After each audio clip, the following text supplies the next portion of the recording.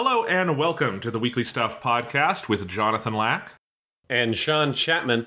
We are here to talk about stuff. This week on the show, we are talking all about Resident Evil 4. No, not the 2005 video game, the 2023 video game, the new remake of Resident Evil 4 that's out now on PS5 and all the other consoles and PCs. And it's fantastic. We did a first look at it last week with no spoilers, just kind of general impressions. We'd both played maybe third half of the game, and now we have finished it. I, at least Sean, am halfway through a second playthrough. This game slaps so fucking hard. Oh my god. Yeah, it is fantastic. Yeah, I have finished Resident Evil 4 Remake, and I am also on Chapter 10 of Resident Evil 4 Remake. Because Yes. I immediately started a New Game Plus playthrough. It's fucking amazing. It's a great game. Yeah, I think this very well could wind up being the Elden Ring of 2023 in that we're just going to be checking every game past this point going, is this the game of the year? Nope. Is this the game of the year? No, still Resident Evil 4. I think right now it is the prohibitive favorite to beat. Yeah, I mean, it'll be interesting to think of, Resident Evil as a franchise is both has its whole run of original games, which are some of the best games ever made. And then it has its whole run of remakes, which are also some of the best games ever made. It's like, Yes. it's an insane franchise, and it's just, you keep on thinking like they can't live up to that kind of legacy they've built for themselves, particularly with this one and remaking Resident Evil 4. And yet they have fucking done it every single time. So, it's amazing. It's really special. I think I have said here on the podcast and elsewhere that the original Resident Evil 4 is pretty easily the best third-person shooter of all time. I would say the new Resident Evil 4 is the other best third-person shooter of all time. And they just sit there on the shelf together and everything else is beneath them. Holy crap, it's good. Yeah, I agree. All right, well, we will get into that momentarily. Piece of housekeeping before we get into the stuff. Just wanted to let you all know the Weekly Stuff Podcast will be going on a little bit of a hiatus after this week's episode because April is just very busy from a bunch of different directions. Sean has a lot of testing coming up in school. I have a lot of various work things, including I am traveling for a conference next week, and that is throwing a wrench into a bunch of different things. And we are working on Season 3 of Japanimation Station coming this summer. You don't know what it is yet. We know what it is. It's going to be good. So there's a bunch going on, and we are just going to put the Weekly Stuff Podcast on the back burner for a couple of weeks here. We'll be back by the end of April. The next big game I think we are both planning to play and cover is probably Star Wars Jedi Survivor. Is that what it's called? Yes, that's what it's called. It is the sequel to Jedi Fallen Order. It is not a Star Wars Minecraft game, which is what I think it is every time I hear the title. Yes, that does indeed sound what it is. I wanted to say Star Wars Jedi Fallen Order Survivor, and I was like, that's not the title. That would be silly. Although maybe it would also make more sense. I don't know. In any case, we are going to talk about that one probably when that comes out. So we might be away for a couple of weeks, but we won't really be away because you can go listen to Japanimation Station, which is still airing every week. Tomorrow, Tuesday night, we got episode 8 going up where we are reviewing Fate Stay Night Unlimited Blade Works, the first season of that. We have 6 episodes left this season, and there are so many big things. Unlimited Blade Works, the Heaven's Feel trilogy, today's menu for the Emiya family, Witch on the Holy Night, bunch of great stuff in these last 6 episodes. It is a dense half of the season. Yes, yeah. So it is that weird thing where, we're putting the weekly stuff on hold for a little bit while we're doing all that shit. But we have so many podcasts we already recorded that we are still going to have a podcast out every week. So it works out. Go subscribe to Japanimation Station. It's where the best stuff is, but we try our best here as well. No, I think it's all good. I'm not playing favorites. But yes, Sean, what other stuff do you have, if anything, other than Resident Evil 4? Nothing. I mean, yeah, like I said, I played Resident Evil 4, and then I started playing Resident Evil 4 again. That has been mostly it. Yeah, that's pretty much me too, other than stuff that we can't talk about yet because it's for Japanimation Station. Yeah. So, yeah, I think we're going to dive right into Resident Evil 4. I guess the only other piece of stuff I will say is that last week's episode was like the 4-themed episode because we did Resident Evil 4 and John Wick Chapter 4. And I didn't even realize we don't review the HBO show Succession on this podcast, but I rolled off of recording that podcast and then sat down later that night to watch the Succession Season 4 premiere. It's just 4s were everywhere. So 4 is a good number right now. But nowhere is it better than in Resident Evil 4. Yeah. Sorry, Jonathan. I gotta steal your thunder on that segue to introduce my own segue, because I think there's one piece of news that I at least want to talk about a little bit, because it might be a good time for 4s, but it's not so good a time for 3s. Because E3 this year has been officially canceled. They decided to put it out behind the shed and finally just say, nah, we fucking can't do that shit. And, as a podcast that once upon a time did E3 episodes all the time, we got to at least address, they're finally doing it. They're finally just saying, fucking hell, man, what are we even doing with this thing? Sean, I don't think they brought it back behind the shed. I think what they did, because basically it was a week of everybody in the industry independently confirming they weren't going to E3, what it felt like was that scene at the end of Game of Thrones Season 5 where they trick Jon Snow into coming down and then all the Night's Watch people just stab him one after the other. That's what happened to E3. It just got stabbed a bunch. And unlike Jon Snow, I don't think it's getting revived in 2 episodes. Yeah, this is obviously E3 has been in a state of crisis for a long time, right? Just to kind of recap, I think that a lot of this starts going all the way really back to 2013 when Nintendo decided we're not doing the press conference anymore and we're just doing the Nintendo Direct. And that was the first major player that started to slowly sort of back off from E3. Nintendo still had a presence on the show floor. They still had booths, but they were not doing their big press conference anymore. And then slowly over the years, that accumulated to other major players pulling out. Activision stopped having a very active presence at E3. Then really big Sony, I think that was 2017. They were like, yeah, we're good, we're done. It was 2017 or 18, Sony pulled out, and they pulled out completely. And so then in 2020, that was the first time it was canceled, and they had the convenience of the COVID-19 pandemic to hide their, this is why it's being canceled, even though at the time it kind of felt like, what the fuck are you going to do? Because they had moved it to being a public event and all that in 2019, and that went disastrously for them. And then they had the online one in 2021, which was bad. Then they canceled the 2022 one and didn't have a virtual one at all. But they did that ahead of time. They said, we're not going to have one in 2022. That was not a surprise thing. But then they started a whole process for the 2023 one, and they were working with a new partner to make it revitalize E3. And then, yes, over the past 2 weeks or so, more and more shit started coming out of all the people that were not going to be there. And I think the one that was the last Jenga block that pulled out was when we heard that Ubisoft was not going to be at E3. And if Ubisoft's not going to show up for your fucking thing, if Ubisoft, who they get behind anything and everything, right? Ubisoft, who put 20 fucking games on Google Stadia, Ubisoft will show up at your party if they give you something, right? Ubisoft saying we're not going to be there at E3, that was clearly the straw that broke the camel's back. And then they just suddenly announced that they are not going to do E3 2023 this year. At the end of March is when they announced it. E3 is held in June.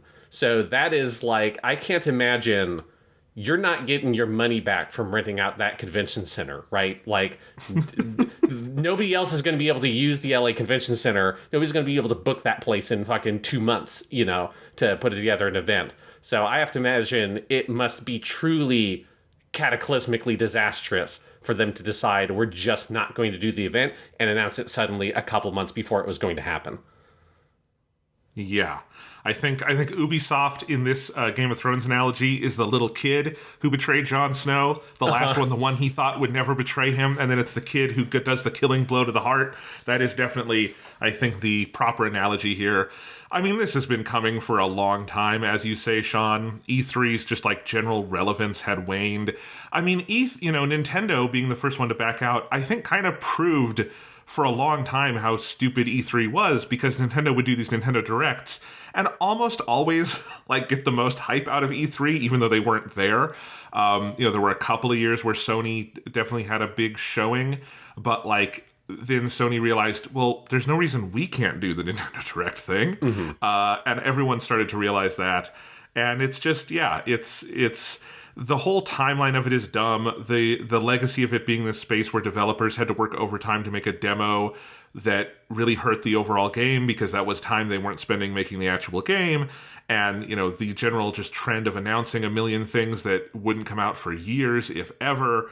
And I think everyone has started to back off of that. Again, adopting more of the Nintendo model of we'll show it when it's ready. It was a dinosaur. And like the dinosaurs, eventually it had to die. Yeah, it has been a long time coming, but this is definitely the most just like, it feels like this has basically got to be it. I'm going to guess that probably there's going to be some like independent third party business that's going to like buy the license for E3 from the ESA and put on like a weird little convention thing every year or something that will like use the name of E3 for some like small amount of publicity, but it will like not actually be E3. And that is what will happen. Like we'll have some sort of zombified corpse of it just sort of writhing in the corner for the rest of existence, because E3 is still the brand. Like everybody knows it. If you're a video gamer, like you know what E3 is. So it's like someone's going to try to make some money off of that, but I think it's going to go the way of like what Atari is now. That there is still technically a company named Atari, but it has absolutely nothing to do with the Atari of the 70s and 80s with the Atari 2600 and all of that. It's just there's enough of a brand recognition there that some company's going to buy that up and try to sell you like a dumb hat with the logo on it. And I think that is finally the stage that E3 has arrived at after a long and storied history. Shouldn't it have always been E cubed? Because it's 3 E's, it's like E to the third, right? Because it's Electronic Entertainment Expo. I feel like calling it E3 just this whole time was wrong. It's just what it rhymes, though. It's E and it's 3. E cubed doesn't. Not anymore, it isn't. Not anymore. It's dead. All right, Sean, Are you going to miss the many long days of taking notes and then reading them on 7-hour podcasts? Honestly, yes. While it is like, E3 has been a long time coming. I mean, it's basically been the entire history of us doing E3 podcasts was like, if you go back, we could like edit a super podcast together. That is just like the decline of E3, because we started doing those episodes around the time it really started becoming apparent that, E3 didn't have a future, right? That it was in a state of decline. It was not going to pull itself out from. But I've always loved E3. Like, I think E3 was cool. I still really like the press conferences. And it's the thing that I'm probably most bummed out about this is that there is something cool about seeing the companies have to put on an actual live show in person to show off the games and all the dumb shit that happens related to that you're not going to get in your super smooth video package that just gets live streamed on YouTube that they made a month ago and edited together. Like, those are cool, and they're probably, from a business perspective, way smarter, because you're able to make a much better presentation. You're able to prepare it very clearly. You're able to give it directly to your audience, and you're able to completely control it. But it is also way more sanitized. And you don't get, some dude on stage trying to show you like the back of an avatar's foot with Kinect, and the entire Kinect model on screen just imploding on itself as the skeleton breaks because Kinect was an awful piece of tech. If that E3 press conference had been a pre-recorded video thing that they had edited together, you would have never seen in front of like millions of people watching live in the world, oh yeah, this piece of technology is not going to work and it's just a tragedy waiting to happen. Like, there's just some special moments that sort of format could create. Like watching EA having to desperately figure out how to have a show when they had literally no video games ever somehow. Other than like their 30 minutes of sports interviews that they did for Madden and FIFA and all that every year. And then it was like, we have 5 people from Criterion in a corner and they have like toy cars and they're conceptualizing a game that's never going to come out. That kind of shit was fun to see. And it's sad that like we're going to get a much more sanitized version of how that stuff gets promoted. But it was inevitable, and it has been coming for a very long time. I appreciate your enthusiasm for it all, Sean. I will say I spent a lot of years on this here podcast saying I don't ever want to watch one of these again. And now I don't have to, because the counterpoint to all that is these shows were very long and they were very boring. And unless you were very weirdly invested, boy, the dog days of the Ubisoft and E3 shows could really take it out of you. Of EA shows, just man, those would go on for a very long time. I remember all the fucking Xbox game things that went for 2 hours and they showed a bajillion games and it was terrible. I do not miss that. I mean, I guess to be fair, Xbox, even though like they're not doing E3 stuff, they still somehow are still doing that same format, right? Because last year over the summer they had their thing that was structured the exact same way they do their E3 press conferences in the most dull way possible. So, maybe some people keep the spirit alive, unnecessarily retaining that format, even though there's no reason to do it. Maybe Microsoft will still do their, here's every video game that's going to come out in the next 12 months, and half of them are going to be delayed, to 2 years from now, which is what happened with last year's one. But, pour one out for E3. It's sad. We will still have whatever, like, not E3 2023 will happen, right? The video game companies are still going to do their big live streams and video packages and stuff over the summer. In June, Jeff Keighley immediately jumped on the still warm corpse of E3 to promote his Summer Games Fest thing, which, that dude knows how to sell his shit. So it's like, it was very funny to see him immediately, just like, if you follow him on Twitter, just like, it was a little bit of like, hey, give it a little bit of time before you start just hawking your Summer Games Fest thing on the day that E3 died. But, we will still have all that shit. We'll obviously talk about that when it happens. I will still try to watch some of those and take my long notes because I have a disease and it needs to be satisfied. But it will not be for E3 anymore. It'll be for not E3. Speaking of walking reanimated corpses, Resident Evil 4 actually doesn't have zombies. It's Las Plagas, but Resident Evil as a series often has zombies. This is my first transition you took and ruined. So I'm improvising here, Sean. You want to talk about Resident Evil 4? Let's talk about Resident Evil 4. All right, Sean, I kind of said this last week, but I think finishing the whole game now, what I love so much about this game is that it is a remake of Resident Evil 4. It is, like, identifiably, this is a, remade, reimagined version of this older game for a new generation. But I think it is even more so and more interestingly this Master Quest-style remix of the base game's level and combat design, meant to kind of surprise and challenge, players of the original. And it is, in terms of its gameplay mechanics, the sequel that Resident Evil 4 never really got. It is an iterative sequel taking all the mechanics of 4 and reanalyzing them and building upon them in a way that I think what this game does so beautifully is that it never feels like it is trying to needlessly, quote-unquote, modernize what the original is doing. It is building on the foundation of this original game, not from the expectations of a 2023 video game. This feels like the most lavish, well-produced PS2 era game ever made, and I fucking love that about it. Yeah, it's just like, it feels like it is able to merge the, like, expectations you have for what controlling a third-person shooter is like with, like, the fundamentals of the combat in the original Resident Evil 4, which was, in that game, you planted your feet and you could not move while you were aiming. And that's, like, something that's awesome, and that game's combat is so incredibly built around that concept and masterfully built around that concept. But it is not something that is acceptable to a wider audience, right? And I don't know if I even necessarily need them to or want them to, like, have to specifically keep that exact feature of, like, you have to stop when you're aiming.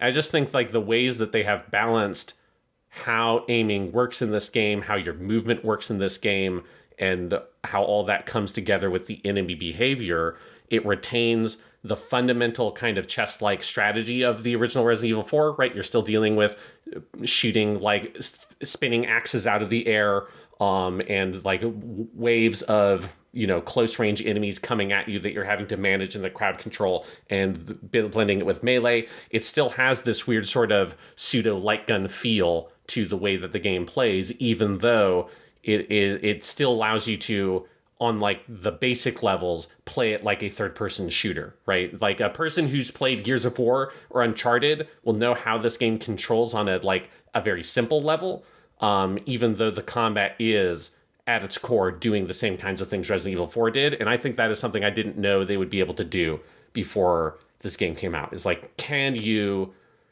modernize the controls on a superficial level while still retaining that very precise strategic gameplay style of the original, and they absolutely did it. Well, that's exactly what I'm talking about. That's how this game feels less like what I was worried it might be when it was announced, which is let's take Uncharted or Gears of War or name your kind of modern third-person shooter du jour and like graft that onto Resident Evil 4. It isn't that. It is very much like this is an iteration on what that original game did so well, where it like very smartly identifies like what is essential, what can be, you know, quote unquote improved, what can be changed, what can be enriched, you know, so like the entire melee and parry and knife side of the game is just much richer. You know, I think they account for if you're going to have more mobility, what are all the things we need to balance so that at the end of the day, it feels like Resident Evil 4. There is no other video game that feels like this other than the original Resident Evil 4, but this is like notably different and exciting if you've played that game. It is a new challenge. It has new things to learn and to master, and all of that is just, you know, it's so exciting and it's so good and it is so rich throughout that it really makes me want some kind of direct sequel to this game, whether that is them remaking Resident Evil 5, or what I really hope is just this team doing a new Resident Evil 5, like completing their Leon trilogy and doing a new original Leon game, maybe with Ada, and kind of complete the 2-4, you know, kind of cycle there, because that never kind of got wrapped up because of the 6 debacle. But it's like so rich. This is why me and you both, and I think most players, just rolled straight into a second playthrough. I just want more of this. Pump it into my veins. It is all so good. Yes, I am with you. I would like a Resident Evil 5 new make, not a remake. Just because we talked about this a little bit last week, but it's like there are too many things with Resident Evil 5 conceptually, some with its setting and things like that, some with its story, that are just too bad. It's like, you know, you don't need to retain it. I don't know. You can just make a new. You can, if you want to keep Chris Redfield, and you can, you know, bring Shiva in as well if you don't want to get rid of Shiva. But I think reconceptualizing that game kind of from the ground up, but using this fundamental gameplay style, yeah, I would be way into that, because I'm with you. I think that there is something about this game that feeling like this conceptual sequel to the original game in terms of to the original Resident Evil 4 in terms of its fundamental game design, that feels like it's like we've reconnected some sort of rails, right? That the Resident Evil franchise kind of went off rails for a while after Resident Evil 4. You know, Resident Evil 5 is not a terrible game, but it is such a lesser game to its predecessor. Resident Evil 6 is a game that neither of us have played, but has a very bad reputation. And obviously, correction, like, I've played an hour of Resident Evil 6 and I fell asleep because it was so boring. Okay. Bad game. Bad. Yes. So a bad game that obviously like forced Capcom to completely change its direction with Resident Evil franchise, which they did brilliantly with 7.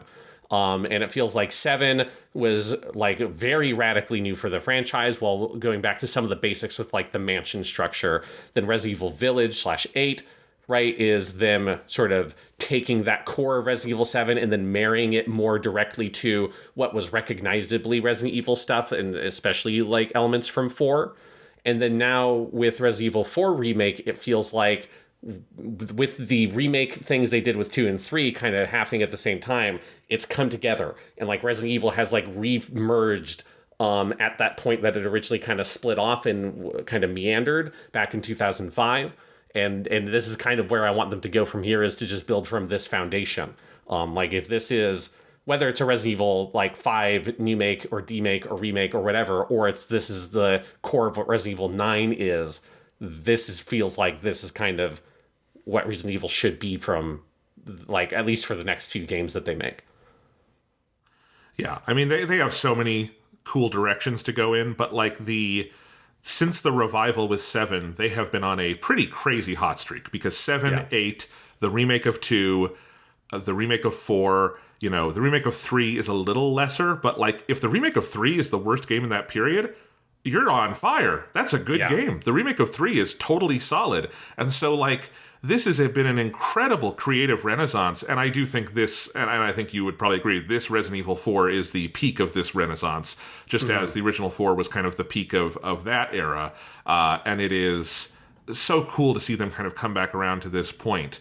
And this is, it like comparing this to Resident Evil 5 is actually an interesting object lesson, because 5 was nominally the sequel to 4, but it's actually a great example of how not to do a video game sequel, because 5 just takes the mechanics from 4 and then does not change the game around it in the right ways to suit those mechanics. So like 4, even right now, having been playing the remake, I can go back to 4 any fucking day of the week and be fine with it, with the, stopping and shooting and the slower pace of it. 5 just kind of feels wrong. It feels like they didn't, update the mechanics enough. They didn't account, it does not have the attaché case, so, item management is a nightmare in 5. The co-op is, the shining pinnacle of that game, but there's a lot of other issues with it, like boss design. And, this game obviously made many years later, but I think, conceptually, what this Resident Evil 4 is doing, obviously graphically, it is a 2023 game, but conceptually, you could have made this 10 years ago. This is not this is very much conceptually feels like it takes from this 2005 game and kind of builds to the next step. And obviously there's a lot of other things there, this brings in a lot of, I think, what this team learned on the 2 remake in terms of exploration and some of that stuff, which is a clear improvement over the original Resident Evil 4. That side of this game is just much, much richer, because the original didn't really try that. But it all feels like this is the Resident Evil 4 version of that. So it is interesting to compare, because I think your comparison, if it feels like the rails reconnected, feels absolutely right. Of this just feels like we've made this full circle trip from 2005 back around here, and Resident Evil is as healthy a franchise as it has ever been creatively. Yeah, because I think one thing that's interesting there is that, a lot of the basics things that Resident Evil 4 Remake does in order to sort of, quote-unquote, modernize the controls, are all things that had happened in terms of the video game space by the time Resident Evil 5 came out, because that was post Gears of War, and that was post Uncharted 1. So that was all those games, sort of what we think of the modern third-person shooter, those came about broadly from the influence of Resident Evil 4 and a couple of other games like Kill Switch that were around that time that were starting to sort of cement what you thought of as a third-person shooter. And then Gears of War was the thing that really kind of created the modern third-person shooter genre, specifically with the cover mechanics and all that. And that game is super Resident Evil 4 inspired. It's in a way that is very obvious if you go back and play that first Gears of War. And then but all that stuff had already happened by the time Resident Evil 5 came out. So it just sort of feels like those key fundamental things about what people expect about the third-person shooter genre, about the sort of best practices for the third-person shooter genre that kind of every third-person shooter in a modern setting needs to do. This game does all those things, but all those things have been known for 15 years. So it's it's not doing anything fancy in that regard, in terms of trying to be the super slick, modern third-person shooter style game or something. It is just sort of taking the core fundamentals of what that genre kind of became and finding a way to merge that really elegantly with Resident Evil 4's original design. And again, that is a thing that Resident Evil 5 could have done back in the day. This is a game you could conceptualize as being an Xbox 360 PS3 game, obviously not in terms of graphics and some of that stuff, but the fundamental design, it could have happened in 2009 or 2010. Exactly. And some of that also is just, this is such a full-throated re-endorsement of all these great PS2 era level design and game design principles that have kind of were abandoned for a long time. We've talked about this a lot on this podcast, because this podcast spans, we started this in 2012, so that was the end of the 360 generation. We did all the PS4 years. We've done all the PS5 years. And we've kind of seen this change where I think the 360 era was an era where designers really wanted to take a lot of friction away from players, right? Yeah. And that's part of why I think Resident Evil suffered during that generation, is because it's a series that is so built on friction between player and game in a really fun way. And I think it wasn't until the, later into the PS4 era where I think game designers started to realize a lot of the fun of not just giving you everything.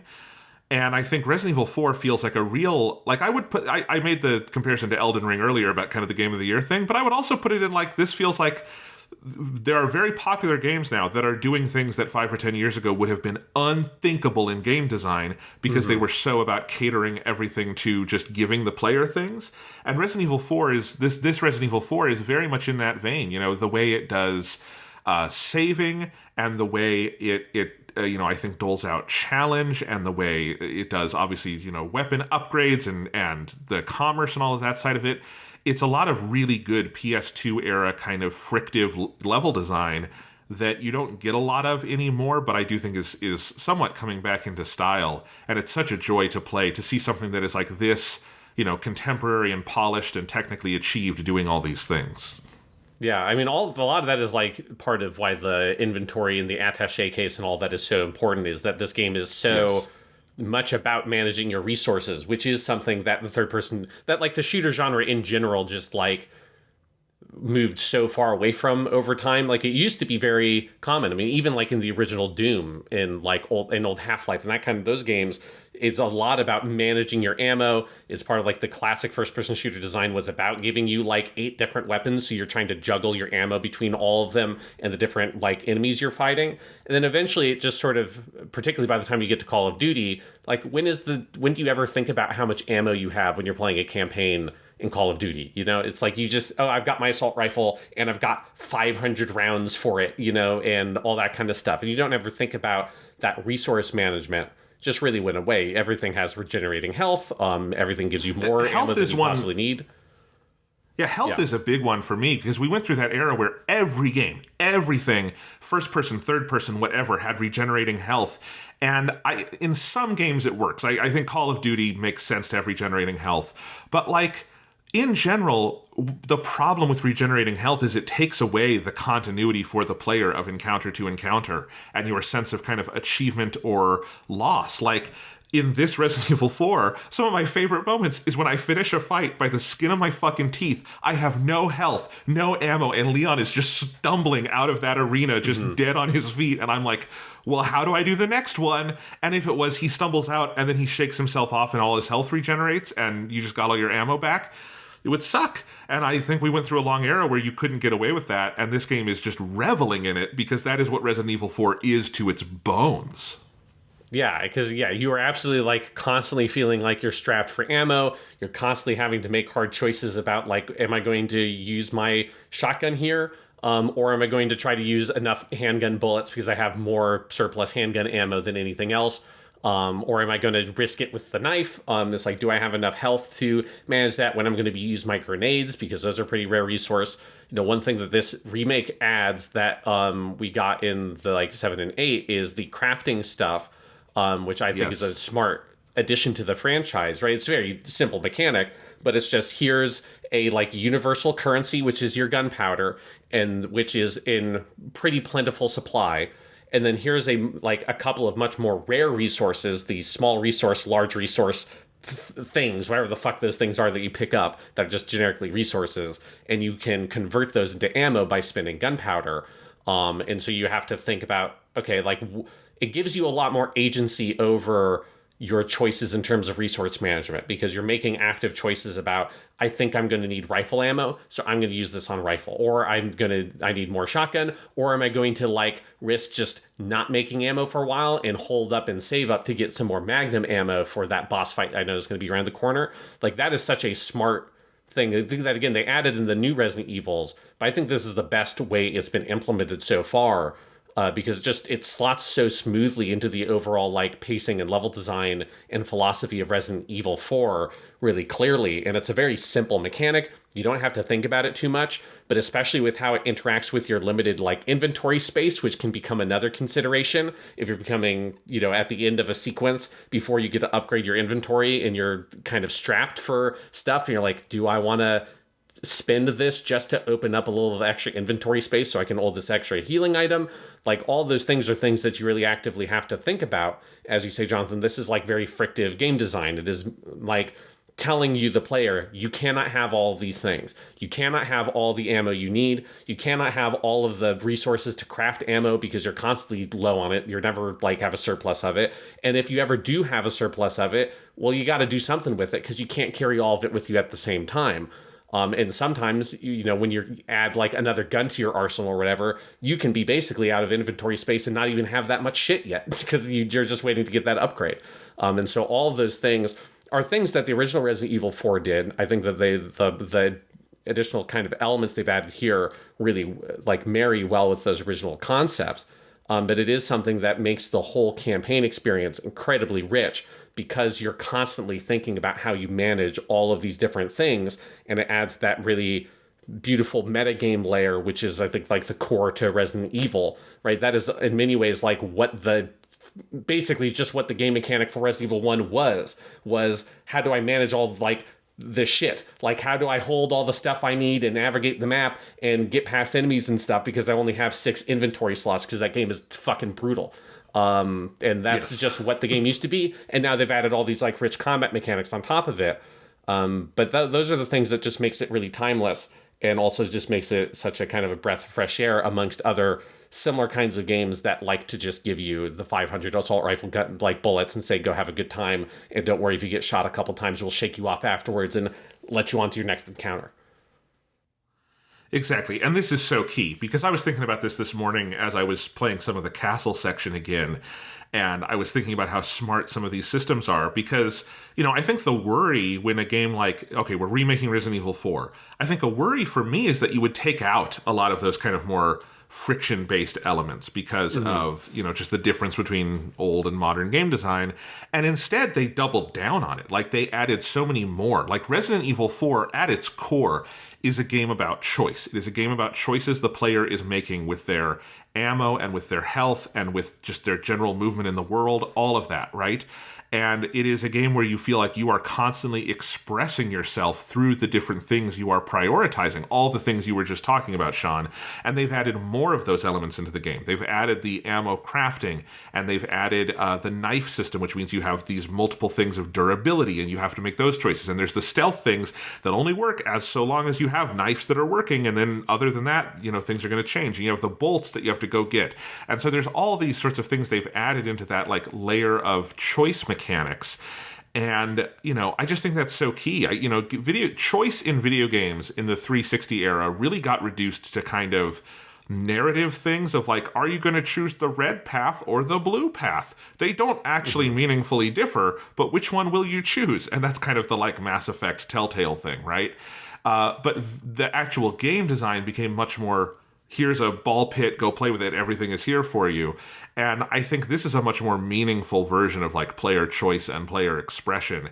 And it's so cool that, again, it is not a diminishment of what 4 did on that level, the original 4. It is an enhancement. It is, let's really go to town on this. Instead of just there's ammo in the world, there are these resources. And you got to choose. You want to have submachine gun and rifle ammo because you love them both, but you can only have one right now. What are you going to do? And it is so fun because of that. Yeah, and there's one change they made, which I really was not happy with at first, but when you get into the later game, it made a lot of sense why they did this. They took out the thing of where when you upgrade your ammo capacity, it gives you the free ammo, which I was bummed about at first because it's like that was always a kind of meta thing I enjoyed, was... Like, it made it so, as someone who, like, when I play these kinds of games, I just, when I play Call of Duty, I fire one bullet at you, I'm reloading that fucking gun. Like, I just reload pathologically in these kinds of games because I always want to have as much ammo in my clip as possible. And it doesn't cost you anything to do it. And so in Resident Evil 4, when you have that incentive up, if you know about it, that when you upgrade your ammo capacity, it gives you the full clip. Well, then now if I've got 2 bullets left in my pistol, but I know I'm going to upgrade my ammo capacity, I don't want to shoot those bullets, or I don't want to reload the gun. I want to use up whatever ammo I have and then go upgrade the capacity and get all those free bullets, which that was fun. And I do kind of wish, honestly, at some point, I wish that Resident Evil would go to a clip-based or magazine-based ammo system, so that way if you did reload, you lost those bullets, or you had to cycle around to, that 2-bullet magazine, that's going to be in your inventory, and then eventually you're going to have to use those 2 bullets, and you're not, like, getting your magic ammo pool. I wish they would move to that. I wish more games did that, because that would give you some of those mechanics. But the problem with the thing that they did have in Resident Evil 4 is once you got near the end of the game, you could really exploit that system with the TMP and especially the Striker shotgun, which had ridiculously massive ammo capacity. Like the ultimate upgrade for the TMP, I think, gives it like 150 or 200 bullets or something. Yeah, you just got a ton. Yeah, you got so many that once you made that last ammo capacity upgrade, you never had to worry about submachine gun ammo again because it would last you for the rest of the game. It was basically the same thing with the Striker, which also, I think that had like the crazy, like it gave you 100 if you got the exclusive upgrade. And so that's fun because it does like mean you get to, at the end of that game, you have a real surplus of ammo if you've been smart about how you've been doing that. But it does mean for that last island section, the last time I played Resident Evil 4, I had way more ammo than I knew what to do with, really, because I had been exploiting that for the whole game.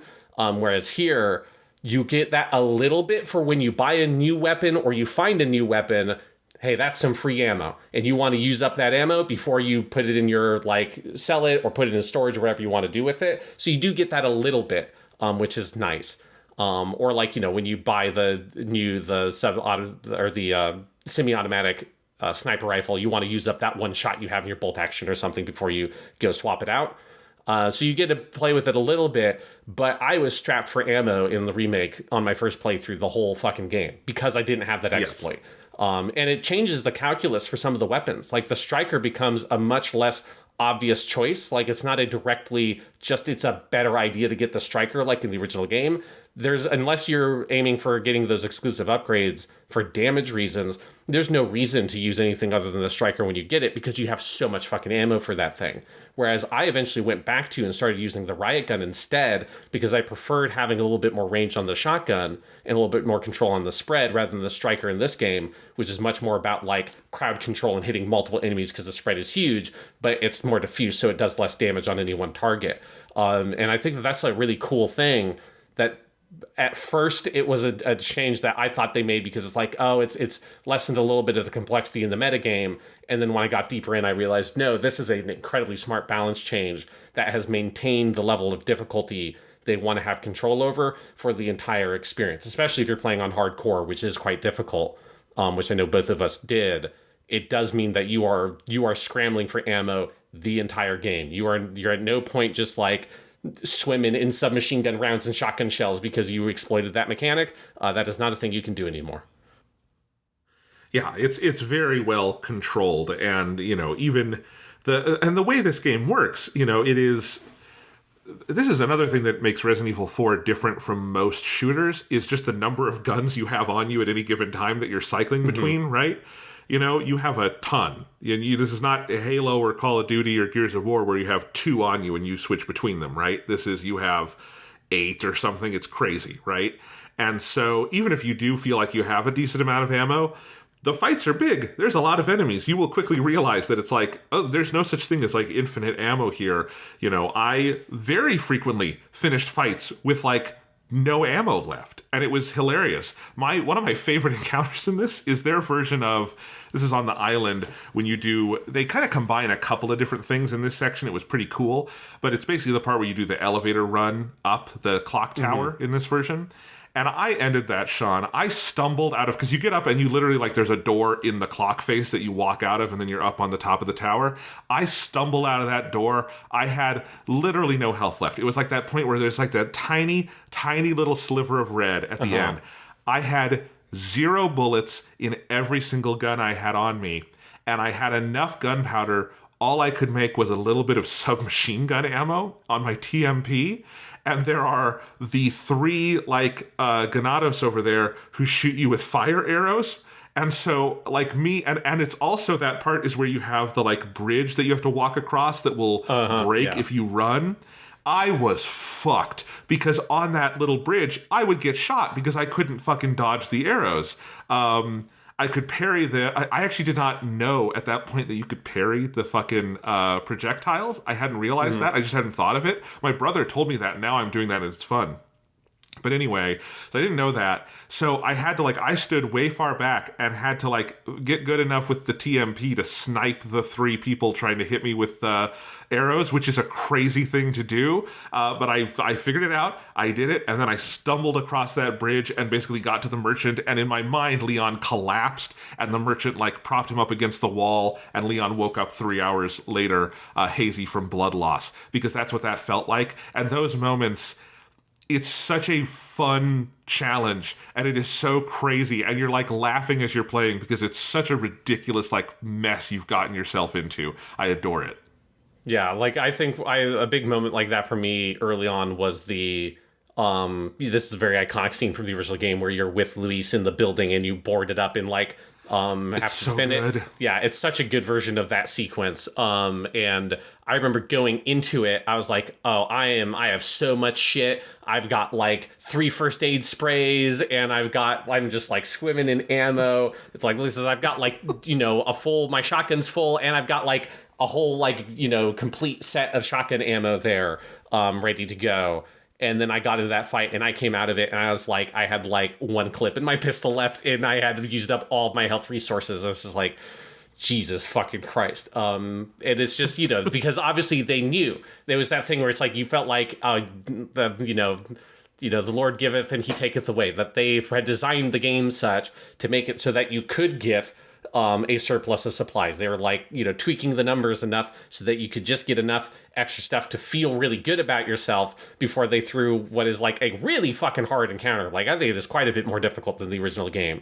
And there's like, because even on New Game Plus, I still found it fucking hard. It's like, how is this so hard? I've got the fully upgraded Blacktail, and I've got my fucking riot shotgun and all this shit. And it's like, I'm still getting grabbed and hit by these fucking zombies. It's crazy. And it's just you can feel how masterful the pacing is. And in that way, it is a lot like the original Resident Evil 4. You can feel that they have tweaked whatever they've done for determining like when you get ammo, when it gives you health. Like obviously the game is designed such that if you're really low on supplies, they're going to give you more supplies, right? The original Resident Evil 4 was that way as well. It has to be designed that way, or it would be pretty trivially easy to get like stuck basically because you didn't have enough stuff to get through whatever your next encounter is. But they've just been so smart about how they've designed those systems that it feels like you are always having just enough and like maybe a little bit more than you technically need to get through the next encounter, so that you've got a little bit of room to make a few mistakes. But if you make too many mistakes, you're fucked. And that's just like such good design. And it just is this kind of like very high level masterclass level design in terms of the pacing and everything. And it also gives you like that additional incentive where once you get the feeling for how some of that algorithm works, if you're playing really well, it means it's going to give you more money, because if you've got a lot of ammo, it's not going to be giving you a bunch of ammo. It's going to start giving you more money in the item drops and stuff.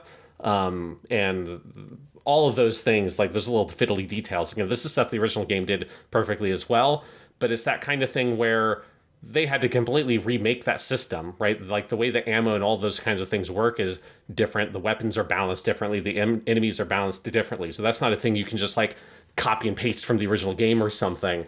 That is the thing that they had to completely rethink. How does that work for this version of Resident Evil 4? And the fact that they did it as good as the original game does is fucking incredible.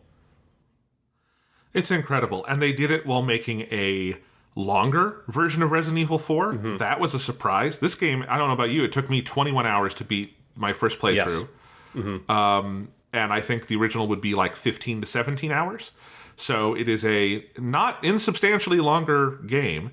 I think it is a substantially harder game. At least, there are more difficulty options. The original was just normal, and then you unlocked professional. This one has normal, hardcore, and then professional. I played it the first time on hardcore. My New Game Plus I'm doing on professional. I don't know about you.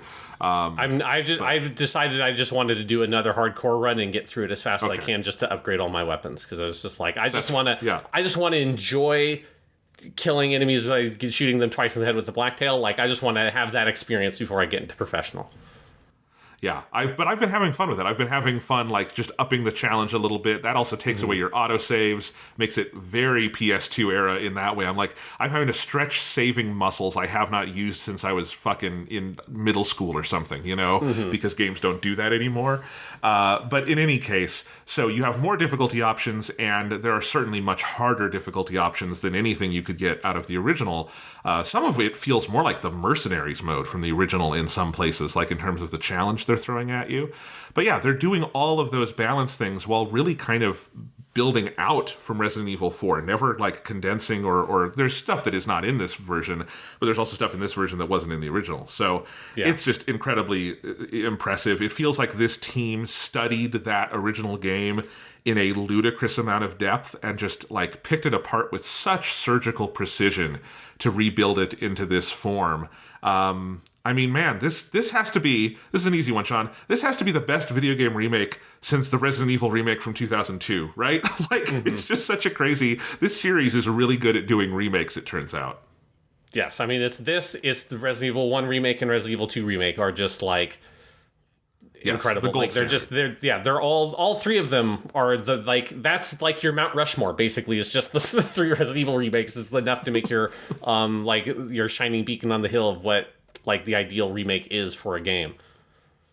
Yeah. Because, again, and in all of those cases, none of them really, maybe Resident Evil 1, none of them really are there to replace the original. They're a really cool kind of, augmentation or extra experience. Like, this is what's so cool about this. This is such a richer game for knowing the original Resident Evil 4. Mm-hmm. Like, this is so fun to, like, I'm sure this would be a great game for someone who's never played the original 4. I wouldn't hesitate to recommend it necessarily. But, like, knowing all the ins and outs of the original 4 and then coming into the remake makes this such a ludicrously rich experience. There's so many, we talked about this a lot last week, the number of surprises of areas you'll come into from a different direction, areas that will be used in a different way, the like end of the castle section where the clock tower is kind of taking several different pieces of that area of 4 and turning them into one kind of mega encounter that is just the most breathless, fun thing, challenging thing you've ever played. And they're just doing that over and over on through the end, and it is such a cool ride based on, again, like coming back to this beloved classic, and it's so neat. Yeah, as you say, it's that thing where it doesn't feel like it's replacing the original. It's in conversation with it, and it's like it's rewarding to think about them in comparison and how they kind of relate to each other. One place I want to talk about in terms of like the changes and stuff and like the different feel of the game, especially now that we've both finished it, is I love so much what they have done with the story of this game. Yes. Of taking, that original game, which has, it's great, ridiculous Saturday morning cartoon. Leon is giving you a million quips and all that kind of stuff. And it's just like incredibly goofy and incredibly endearing. But it also, like, Resident Evil 4 narratively is this weird kind of black sheep in the franchise. It stands out so off to the side. It is kind of its own weird thing, both in terms of what is happening and the style, the tone of it is very different, right? Like, Resident Evil is a cheesy franchise. It's got a very B-movie charm, but the kind of B-movie charm of Resident Evil 4 is very different than any of the other games. And what I like about this is it feels like they have taken, they kept some of that cheese and they've kept some of that charm. Leon here is still super cool, secret agent action movie dude, especially if you play it with Morikawa's voice in Japanese, which is fucking awesome. But the core of the story is much more in line with what you expect from a Resident Evil game, particularly like the modern stuff, right? It's very clearly, it's building from the same foundation as Resident Evil 2 Remake. You feel that really clearly with Leon and Ada's characterizations, which feel like it links up so naturally from where you saw those characters in Resident Evil 2 Remake. But just throughout the whole game, I think they found this nice tone where it's telling your big B action horror story, but having like that charm of Resident Evil where you really come to care about the characters. Like, I really love Leon and Ashley and Ada and Luis, and I love their relationships, and I think there's like good, clear character arcs for all the major characters that they go on. They change through their experiences. It doesn't have as like sort of goofy and ridiculous lines as you get in that original game. You don't have the over-the-top nature. I think like the villains in the original maybe come across stronger because of that style. But here, those main characters I just found very endearing. And I like having this version of the story. Like, this feels like what actually happened in the world of Resident Evil for the events of Resident Evil 4, and the original game is like somebody, like Leon telling those events to his buddies at a bar or something, and he's kind of heightened it and like sort of pushed it up a little bit, but this is like the more gritty kind of real version of those like events that story depicts. I like what you're saying there, and I think it's very true. And yeah, it just, all of it is like again, I would not trade the silliness of the original 4 for anything in the world, right? It's just beautiful. And I think part of that is why it's smart to just they don't try to replicate it. Like, there's nods to it. As you say, Leon is still identifiably Leon, but it is they're not trying to recreate like what Matthew Mercier is doing with the crazy B-movie, one-liners and stuff. Because I think that would be a losing battle, and you're right. There's maybe, the villains aren't as broad here, but there are other things you gain from it. And it just feels like I love where they've gone in and taken characters who were kind of vestigial and built them out. So like Luis has a much more like clear role in the story. He has an arc. You see kind of how it all kind of fits together. Leon and Ada, this feels like a natural extension of what we saw with them in the 2 remake. I think the biggest beneficiary of this is Ashley, who I love the silly characterization of Ashley in the original, but this is one that is like, for one, much more fitting of like the moment we're in. I don't think a lot of that stuff would fly in 2023, probably for good reason, like the ballistics line and things like that. But just like her and Leon, you get to the end of this game, like when they are escaping at the end, like you've beaten the final boss, and Leon is like telling her she did a good job, and they're having this little bonding moment, and I was genuinely moved. I was like, oh, this is so sweet. And that is not an emotion I associate with the original Resident Evil 4. It's like so much more tongue-in-cheek. But like they're going away on their little jet ski, very much implying that I guess Leon is going to just drive her back across the Atlantic Ocean on this thing, which makes me laugh very hard. But like, it's a really sweet, like character-focused ending where it feels like these two characters forged a real connection and like a real kind of bond. And, I don't think you could say that about the original because it is a much more silly tongue-in-cheek thing. And again, that's not a bad thing about the original, but if you're going to do it again, you need to do something new and different with it. And what they find to do here is give us versions of these characters who just feel much more sort of real and fleshed out and three-dimensional. And I think the whole like world of the story just fits together more. You see a lot of the connections between different pieces, and all of that is really fun. And again, this is where I just feel like I want new Resident Evil 5 where they do the Leon and Ada game, because it just so feels like they've built that up so perfectly in 2 and 4 here that I want this team to be able to like finish the Leon and Ada story, because I love these characters so much. Like they've made a pretty good claim to Leon being the best Resident Evil protagonist. Oh, yeah. That's always been a debate. I feel like these 2 remakes together, I would make an argument that if they ever do the Code Veronica remake, Claire would be in the running. But right now, they've pretty much, I think, helped Leon win that title. Yeah, I think for me, Leon has always been my favorite of the Resident Evil main characters. It's him or Jill are probably my 2 favorites. But like with Leon, I think one thing they've done here is they've just so clearly like tied it to the events and the characterization from 2, in a way that it's, I think his arc and what he's doing in this story is he's like still fighting through the trauma and the tragedy of what happened in Raccoon City, right? And that's like why he got trained and he became a super secret agent man and cool action movie guy, is because he like is trying to deal with all the things that he lost, right? And all the like that whole fucking city that he couldn't save in those events in Raccoon City. And that's why he has become this person, right? And it's like all he's trying to do in the course of the story of this game is he's just trying to save one person. And I think like it feels like he's doing it to try to make up for all those people he couldn't save before. And I think there's just such a nice, strong emotional through line there, and the way that like all the other characters, particularly Ada and then Krauser, who also is a character that I think fits much more naturally in the story, where he's like this weird mini boss that kind of pops up out of nowhere in the original. Here it all fits together, where Krauser is the guy who trained Leon, and you get that a little bit in the opening cutscene, and then they have like that's a much, I think, easier to kind of digest relationship to throw at the audience really quickly is, oh, Krauser showed up. Who's Krauser? He's that guy in the opening cutscene that you saw training Leon. And so it's like the student overcoming the master kind of archetype they play, which is a lot clearer than just, oh, he's another soldier dude that Leon, I guess, knew, and now they have to fight each other. And Leon having to fight him and him killing him. I think that's a good moment of where you almost kind of expect Leon's gonna like walk away or whatever, and then an explosion's going to happen that's going to kill Krauser, like that classic, the hero doesn't actually have to kill the villain, something else is going to kill them because the villain has to die moment. And instead having Leon just straight up kill Krauser is a great moment in terms of building that sense of how has Leon grown, and has he or has he not changed, which I think is a big question, because you have Luis talks about like that can people change or have I changed? And then Ada and Leon have a great conversation in the boat on the way to the island, which is probably my favorite story moment in the whole game, where Leon says, like, everything's changed, like, I've changed, haven't I? And Ada looks at him and says, you, Leon S. Kennedy? No, you haven't changed at all. And I think that sense of how these different people see Leon and how he sees himself, where he sees himself, I think, as becoming more cynical from all the violence and all the awful things he's seen.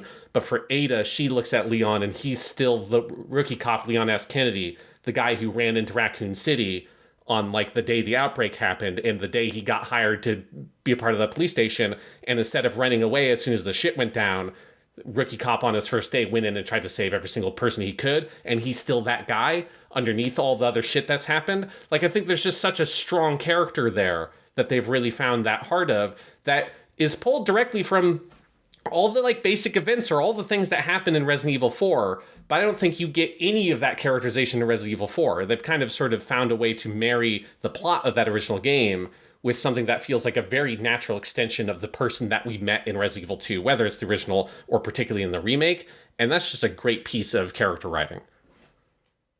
Oh, absolutely. And I love that whole analysis. And I think the way Ashley enters into that of this, you know, they have such a, I think, more fleshed out bond here of she like literally brings out a more hopeful side of him, right? In this game, like you see whatever his kind of cynicism is, it does melt a little bit around her because he needs to be the hero for her. And she kind of needs something just to kind of grasp onto here. But then he also learns to trust her through that experience as well. So yeah, I think every person he interacts with in this game becomes such an interesting mirror and reflection and like illumination for him. And it is such a tight story. And they've done all that without, I think, overdoing it. Because I think there's also a danger that you could like overload narrative onto this because, you know, Resident Evil games in general, and I think this game too, like, you know, they are very much gameplay first. I think you could like overdo it. And I think they managed to fit all the things you're saying in with probably the same amount of general time spent in cutscenes. It doesn't feel like they went crazy with it. This didn't suddenly become a fucking Hideo Kojima game or something, right? Like, but it is very like lithe on its feet and it just does things very economically. You know, there's a lot of good just detail with the characters walking around the world, and there's a lot of good characterization in just how Leon and Ashley interact moving around spaces, or Leon and Luis in the scene you get there. It's truly masterfully done. Yeah, absolutely. And one thing is they've added in terms of Ashley is I like that they sort of, her character arc feels a lot stronger in that, like, how she becomes, you know, she sort of becomes stronger and more brave over the course of the game. And there's lots of things they've added, right? They've expanded her, like, solo sequence and made that sequence, like, really interesting. I think that's just, like, stands out to me as a pretty direct improvement over the original, as I really like her whole thing. And they've added that mechanic with the blue fire that stops the suits of armor. Like, it's a nice... It feels like they took some of like their experience from Resident Evil 8 in the dollhouse and the little like more directly, this is a horror sequence, and infused that It's here. one of the scariest things in all of Resident Evil. Yeah. It's like up there with the dollhouse or some of the stuff in 1. Like, man, when I got into the fucking elevator when all the suits are chasing you and they like clang against the elevator door, I realized I hadn't like breathed in 2 minutes. It was nuts. I did not expect that out of this game. Yeah, I mean, because they're like basically doing the Weeping Angels thing of where you have to, in order to lock the enemies in place, you have to look at them, but that means you can't see what's coming behind you. There's lots of great, you know, the sound design of this game is fantastic, and that's the scene that really highlights it with the clanking armor, and that's, you're really having to listen to kind of figure out where they're at. But playing through that sequence and expanding it and making it more frightening, I think it makes you like, it puts you more directly into Ashley's shoes and like really seeing her perspective. And then the stuff that they added on the island, which I think is probably, if you're like looking at which parts of the game does the remake do better versus the original does better, I think the island for me is a pretty direct just improvement, because I think the island has like some sequences that I really love in the original, like the regenerators that are incredible, but then it's also where the game starts to lose a little bit of steam at the end, where it's like you're getting maybe a bit too many combat encounters, and they've kind of compressed things together. And like the story also, by that point, Resident Evil 4 starts feeling too video gamey, right? It's like, it feels more like, oh, we're on to level 5 now, rather than like there being a clear narrative arc that is bringing us to this conclusion. I think everything just like connects a little bit cleaner to me in the remake. I think like the island is probably like the strongest work here in terms of reconfiguring the original to make it work in this new model and make it for me a little bit better. And one of those things is like Leon and Ashley's like back and forth through all of that. Like the scene where Leon, you have to go get the 3 key cards or whatever to go get Ashley. And that scene where he finally gets through, he's like basically like falling apart because of how he's been infected. And he just sort of like sits down by the bed that she's laid on. And that's where like the chapter end is. I think is like such a powerful scene of like seeing how far he's pushing himself to save her. And then you get the sequence where they get the parasites removed, which is a thing in the original game that just sort of happens. It's just like they kind of come upon this weird magic bed that can surgically remove the parasites. And it's like, it's not particularly set up, which is fine. Again, in the original stylistically, that's not a big deal. But here they've really found a way to make that the climax of the story in many ways is really their fight to get the parasites removed. And after that, getting rid of Sadler is like just an extension of them eradicating the parasites in their body. And I love the change that Leon goes and he, does the thing to eradicate the parasite in Ashley. Then he collapses and then Ashley does the same thing for him and Ashley saves his life. Like it's just such a smart way to take a scene that existed in the original and think, how can we use this to tell the story we need to tell and to give our co-lead, effectively Ashley, a like full character arc and a moment in the story where it feels like she has satisfied and reached like the peak of her arc. And I think that's just a really smart piece of writing to reuse like all the pieces, right? They're using like everything on the animal from that original game and thinking about how do we use that to make this more kind of modern, grounded Resident Evil style story.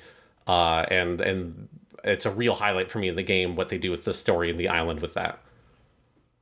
I would definitely agree. And I think that moment is incredibly well done. And I was talking to my brother about this the other night. Like, just the overall infection plotline in this game is so much more prevalent. It's there in the original in terms of, like, he gets infected at the same point, she gets infected at the same point. A lot of the plot beats are the same. But you will go long periods of the original 4 forgetting that is a thing, that Ashley and Leon are infected. It's just not narratively that important. And it doesn't matter that much, but like it is something like when you get to they surgically remove it, it is kind of like, oh yeah, we do have to deal with that, don't we? Right? And that's kind of how it feels.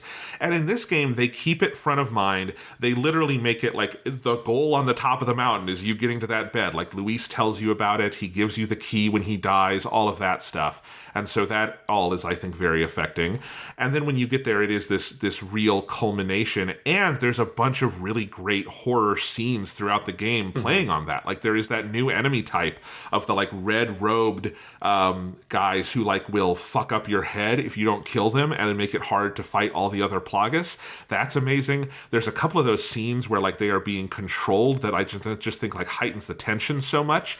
They take one of the absolute silliest moments in the history of gaming, which is Ashley's second or third kidnapping, whichever one it is, but it's in the original game. It's when Leon is like, "Are you okay, Ashley?" And she goes, "No, leave me alone," and she runs away, and then like the spikes come up, and then she goes into the Scooby-Doo hole in the wall, and she gets like taken away, and it's one of the silliest moments ever. And what they do with that in this is that her mind gets fucking taken over by Sadler and the Plagas, and she's not in control, and that is what separates them there, which makes it so much more scary, and also makes it feel like there's a fucking timeline here. Like there's a deadline for Leon to get this done or they are fucked. And all of that just adds to the horror and the tension of it in a way that makes this, again, like, I don't care or am really even thinking of better or worse, but very distinct from the original, you know?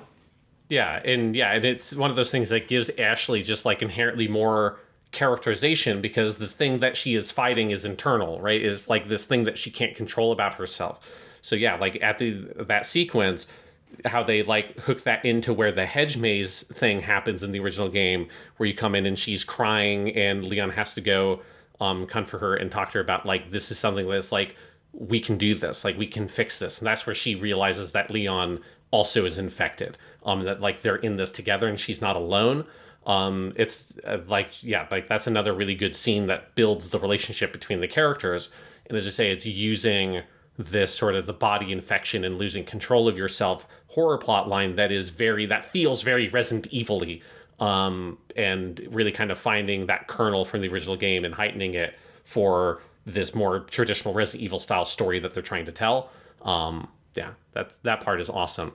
Then the other big character, obviously, that we kind of talked a little bit about here, but it really needs to emphasize they've done a lot more with, is Luis, who is another vestigial element in the original game, who's very memorable in the village section, and then he just kind of gets taken out, and gets a very dramatic death scene with Leon going, Luis, and getting the... No, he says Lewis because they call him Lewis in the original. Yes. Lewis. Yes, yeah. I'm sorry, you're 100% right. He does call him Lewis there. But instead, making it so that his backstory that is in the original game, but feels kind of incidental, that he was an Umbrella. He was a research guy for Umbrella who's been kind of roped up into all the shit that's happening here on the island with Sadler and Las Plagas. And he's trying to make amends for that. Them expanding and extending Luis's role throughout most of the game. So instead of him being fairly prominent for sections of chapter 1 and then getting killed a third or halfway through chapter 2, or the castle section, now it is, he is fairly prominent in the village sequence. And then a lot of the castle sequences, you trying to hook up with Luis as everything is spiraling out of control, until eventually you're able to hook up with him. You have a whole gameplay sequence with him in the catacombs and stuff, which is also where they give you the big fight with the two Gigantes, which I thought was a fun way to remix that fight a little bit, is to give you an ally with Luis, and the fucking cart mine ride, and he's with you for that. You just go on this, it's probably the most ridiculous action movie part of the whole game, is you with Luis in this kind of buddy adventure you go on with him. That really allows you to bond with him much more directly as a character. You get to see, how he is driven. He's got that kind of playboy, happy-go-lucky exterior, but he's really driven by these intense regrets of his part he's played and all of this stuff, and him trying to make amends. And the way they have done his death scene in this game, I found really affecting. Partially because Kenji Tsuda, who plays him in the Japanese version, is fucking just so good in his death scene. But one, having Krauser kill Luis, I think, is a really smart change. It has it is one of those things that makes Krauser feel much more naturally integrated into the overall story. Rather than I think it's Sadler in the original, and then you don't fight Sadler for the whole game. So it's by the time you get to Sadler, you basically forgot that Luis fucking existed. This has been 10 hours of playtime. Whereas here, it creates the very direct motivation for you to go fight Krauser, which is the next big sequence that happens. But also Luis's death scene where he's there and he's trying to one, he helps you survive from Krauser because he shoots at him, and that's why Krauser goes away. And then Luis trying to light his cigarette, and then he can't because he's losing motor control, so Leon lights it for him. And he has just this great little tiny speech he gives, his last lines of I led a pretty shitty life, but in the end, well, I think I was able to change. What do you think, Leon? And then he dies. It's such a beautiful little moment, and again, particularly the voice acting. I watched some of the cutscenes in English before we did the podcast, just so I could see what it was like. And I think some of it's fine, but none of it is anywhere near as good as the performances the Japanese cast are giving. And Tsuda Kinjiro, really, he does his thing for that scene. It feels like it is a very Tsuda Kinjiro scene that he just finds all the meat on the bone of what's happening there dramatically, and finds all the nuances of the character who is still trying to keep up appearances, still wants to seem super cool, but is finally kind of letting his walls down a bit and being vulnerable right at the end. It's a really touching little moment. Yeah, couldn't agree more. And again, it is a good example of they didn't it's weird to say this. They didn't radically alter his role in the story. He hits all the same beats as in the original of where you meet him and what he does for you in the village and what he does for you in the castle, and that he has to be there to give you the sort of, not the cure, but the thing that sort of staves it off, the medicine, and then that he's going to die. They do all those beats, but they just put it onto the skeleton in such a more effective way, right? Mm-hmm. And I think using his death in the original is used for basically a quick shock moment and a big moment from Leon going, Lewis, and that's it. And then In this game, his death is used for like 5 different things, as you're explaining, including introducing Krauser and giving an immediacy to that next section of the game where you're going after him. All of that is just, again, wildly impressive because they are using all parts of the Buffalo from the original, but in some of these cases, just building on it much more effectively. Yeah, it is like, it's the thing that I think in many ways I was most surprised by with this remake was just how smart the writing is of just, you know, I've always really loved the stories in the Resident Evil games, and I think they've got like a fun, really fun setting, and I think the characters are very fun and they pop really well. And obviously we love the original Resident Evil 4's crazy story stuff, but there is something so satisfying about seeing how does that story and how do these characters map onto the more standard Resident Evil storytelling sort of style and methodology. And it turns out it works really fucking well. Like, if you know how to do it, and all those pieces are there. Like, Resident Evil 4 is still a Resident Evil game, even if tonally it goes way fucking out there. And so it's just bringing all that stuff back kind of into the fold of what, you know, particularly like the modern Resident Evil games have gotten really good at. It just, it fits like a glove. It works absolutely perfect. Absolutely. I think it's so true. And again, it does feel like the tracks have sort of reconnected here, where you could now continue from this point, just ignore original 5 and 6, and do a lot of cool, exciting things with kind of the new future they've built here out of these pieces of the past. Yeah. And, you know, you've been singing the praises of the Japanese cast. I would agree with that completely. Kenjiro Tsuda is amazing as Luis, or Luis. Everyone here, though, is amazing. Obviously, Shigeru Chiba as the merchant steals the fucking show, because the merchant always steals the show, and Shigeru Chiba is like my new favorite version of him. But everybody here is great. Like Leon, his voice, it's such a cool fucking voice. Ada, I think Ashley is one of the most impressive, but every cast member here is great. And I did not know this, Sean. I did not know that Wesker was voiced by our boy, Kotomine Kirei himself, Joji Nakata. And when you there's 2 scenes he has, one at the very end and one in the middle where Ada calls him. And when he says those words, and I heard Joji Nakata's silky, smooth, deep as, you know, the darkest chocolate voice coming into my ears with his villainy, I fangirled, Sean. I was like squealing in my chair going, oh my God, Kotomine Kirei is fucking Wesker. Let's get a Wesker game up in here, y'all. This is amazing. Oh my God, it's so good, Sean. Yeah, because I knew that he was Wesker because I think it was in maybe one of the CG movies or something. I definitely have seen something where he played Wesker in Japanese. But I had forgotten about it because, you know, Wesker hasn't popped up in a long time. And yes, it's kind of like weird casting. Like, he sounds way too old to be coming out of Wesker, who's like kind of has, you know, like Wesker to me, like he like looks eternally youthful, right? It's part of the point of the character. He's like, you know, he's sort of like infected himself and he's sort of perfect or whatever. But there is just something, you know, so intimidating about the voice. And yeah, particularly in that last scene with Ada, where he's on the radio with Ada and you actually get to see Wesker. It's just like, fucking hell, Wesker's cool. Like, Wesker, it's one of the main things that's disappointing about Resident Evil 5 is that, like, they don't, you know, there's some good Wesker stuff in there, but they don't fully nail it. And it's something that I'd love to see a different take on what happens with that character, because Wesker's great, and he's particularly great when he's voiced by Nakata Joji. I like that Wesker just has absolutely no awareness of how creepy he is, and he basically monologues himself into driving Ada away at the end, talking about all the billions of people he's going to kill, and Ada's just like, let's turn this helicopter around. Definitely does, like, that could be seeding a remake of 5. That does more feel to me like setting up some kind of new story, what they're going for there at the end, because that is not a scene in the original. And it's interesting. I really enjoyed that.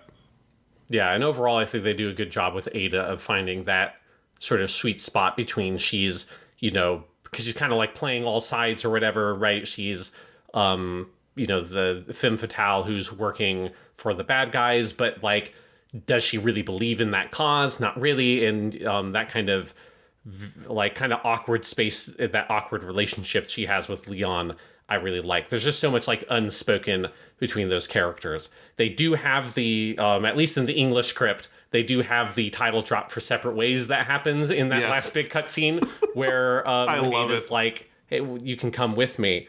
And Leon, this kind of feels like the answer to that whole him having doubts on the boat and her telling him, no, you're Leon S. Kennedy, you haven't changed a bit. And this is him like having like kind of fully accepted that and like you've grown into that and like that this is who he is. And so he just says like, you already know we're going to go our separate ways. And in the English script, he used that language. Like, obviously that is the like Ada campaign that was added in later for the original game. And so I hope that means that they're going to do a separate ways Ada DLC or something for this. Because I really love did you see that there's a data mine? It's there in there's something there in the game. So it seems like that is, we know we're getting Mercenaries, I think next week. Yeah. As a free DLC. But yes, it seems pretty clear we're getting separate ways, and I can't fucking wait for that. Yeah, because I think, like with all the other characters, Ada has also just gotten a lot richer in this version, where she's she still is the femme fatale thing, but she's not just the femme fatale thing, which is what it was in the original game, which worked fine. Again, that game was playing very much on archetypes, but here you can feel the history between her and Leon and that like reluctance and how they both do really like each other and they do want to be together, but they can't because they're working for different sides. Like that, it's a very basic character dynamic, but it comes across really well in this game. Yeah, absolutely. No, I think that will be a probably killer DLC when they get there, because Separate Ways is pretty good in the original, but I think there's a lot of places where they could even improve it here. So yeah, sounds great. All right. Where should we go next with this? I think we've broken down the story pretty well. And we've definitely talked about the combat and stuff, but where do you want to go next? Like one thing, this is like kind of story related, but it's more in the background. I do really love how I feel like they've done a good job of kind of making the world feel less video gamey. It just feels like much more naturalistic. And this is just something that games in general have gotten a lot better at over the years. So it makes sense that this game would do this. But I just feel like all like the little notes you find in the pieces of history and just the design of it, it feels like, okay, I understand why the castle is the way it is. I see the history here, right? You find a note or whatever, like a book that has all the stuff of the history of all the castellans of this castle going back hundreds of years or whatever, and that Las Plagas was discovered in the fucking Middle Ages or some shit, and has been like, and they were interpreted as being demons, and then the amber or whatever was buried under the castle, and then the castle was made to protect it. And so you see that there in the history of the Castellans, it's like, oh, this was whoever, like the Mad, and he built all the crazy traps in order to keep people from able to get the amber. And then this guy was the one who built the very lavish ballroom, and all that kind of stuff, where it kind of puts all the pieces together about how this castle came to be, what the relationship is between Los Illuminados and their like weird island that they were on, that then Umbrella kind of was helping with like the research with Sadler, that there were like, I think there's implied to have been like a line of Sadlers who started this cult that goes back years, and it's not just like one random dude who stumbled on it, but like it's been a plan that's been built up over generations. And that finally you have Salazar, who you find some good notes that explains that he was sadistic as a child, that he's like, I think he's meant to have dwarfism or something, so that like he was picked on, and that you get these notes from like his handmaiden or whatever, like the woman who took care of him as a child, about how he was sadistic and he threw acid on this woman's face that made fun of him and all this kind of shit.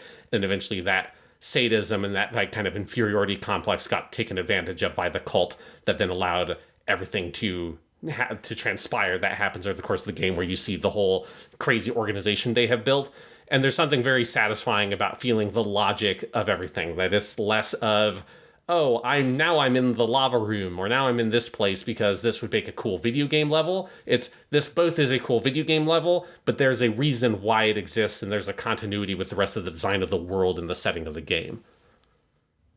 Absolutely, and this is something on a technical level that is cool for them to be able to do that was not possible in 2005, which is to make the world fully contiguous. So like yes. The village area, there's no like loading screens in between. And so because of that, they've also just had to think more about the geography. And I agree with everything you're saying, and I would add to that just that like the way everything is laid out and how you move between areas and you come to understand the space is also really cool and really involving, and leads to another one of the things I want to praise most in this game is how they've expanded the exploration and the side quest mechanics of this game to make you spend more time in the world and understand it and navigate it and do a little bit of backtracking and all of that. Last week on our first impressions, we praised the part in chapter 4 where you go around on the boat and it's just a little more open and you're able to kind of see that whole area. And that's basically kind of your last big free part of the village section of the game.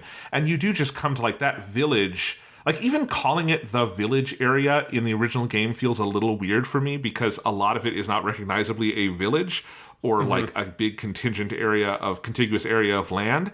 It feels so kind of disparate. But the way they've done it here, if you have that little town you're in at the beginning, they've built this big like military not military, but like this big like bunker area almost. They have the fish factory, and you see there's a note that you can find why it's called the fish factory and what they're doing there and how that's been taken over by the Illuminados cult.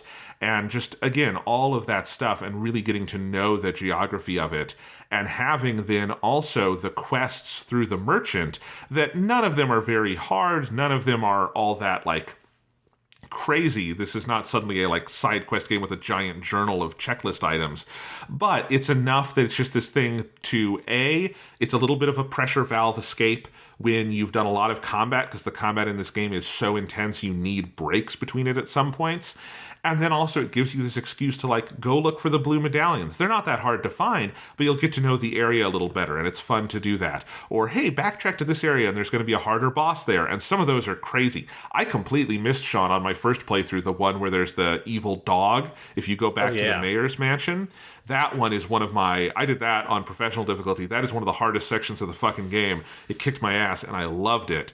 But all of that stuff and like seeing areas and re-seeing them and the castle being rebuilt around that whole idea that the Plagas come from this amber that is beneath the castle. So you go down there and you go back up and you learn about all of that. Yeah, those are things that just, a lot of this is stuff that the original game in 2005, it would have been very hard to do to begin with on a technical level. But so it's a way, like, I think they're using modern game, technology, but also just the ways of how design sensibilities have evolved is a really cool marriage to what 4 was doing in the first place, and just makes it all the more rich. Yeah, I mean, it's just like a general, like, games got really good, almost like in some ways too good, or it was like sometimes overemphasized in that 360 generation at this exact thing, right? Of like thinking about, okay, how do we do our environmental storytelling stuff, trying to embed story in the setting. Obviously, there are lots of games that did it before that are also really good. I mean, the original Resident Evil is really good at that as well. But not a lot of Metroid action Prime games. in 2001 is, yeah. Yeah, but not lots of action games did that kind of thing. And so it just feels like it's a thing you kind of expect more in your modern big budget game, but it definitely does it really well here.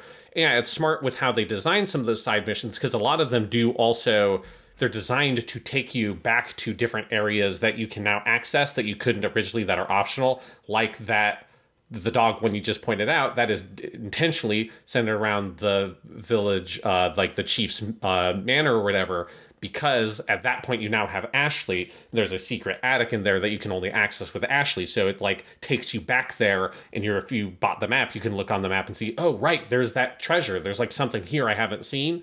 And so you go explore that, and you get more backstory about who the mayor was, and like or the chief of the village, and that he used to be this very like nice dude whose father like was the one who used to run the village, and now he inherited it, and he was really good, but then he got infected. Like, there's just so much history and thought and care. And I love that the attic is like this old dark room with all these like old antique photographs, and the treasure you get there is an antique camera.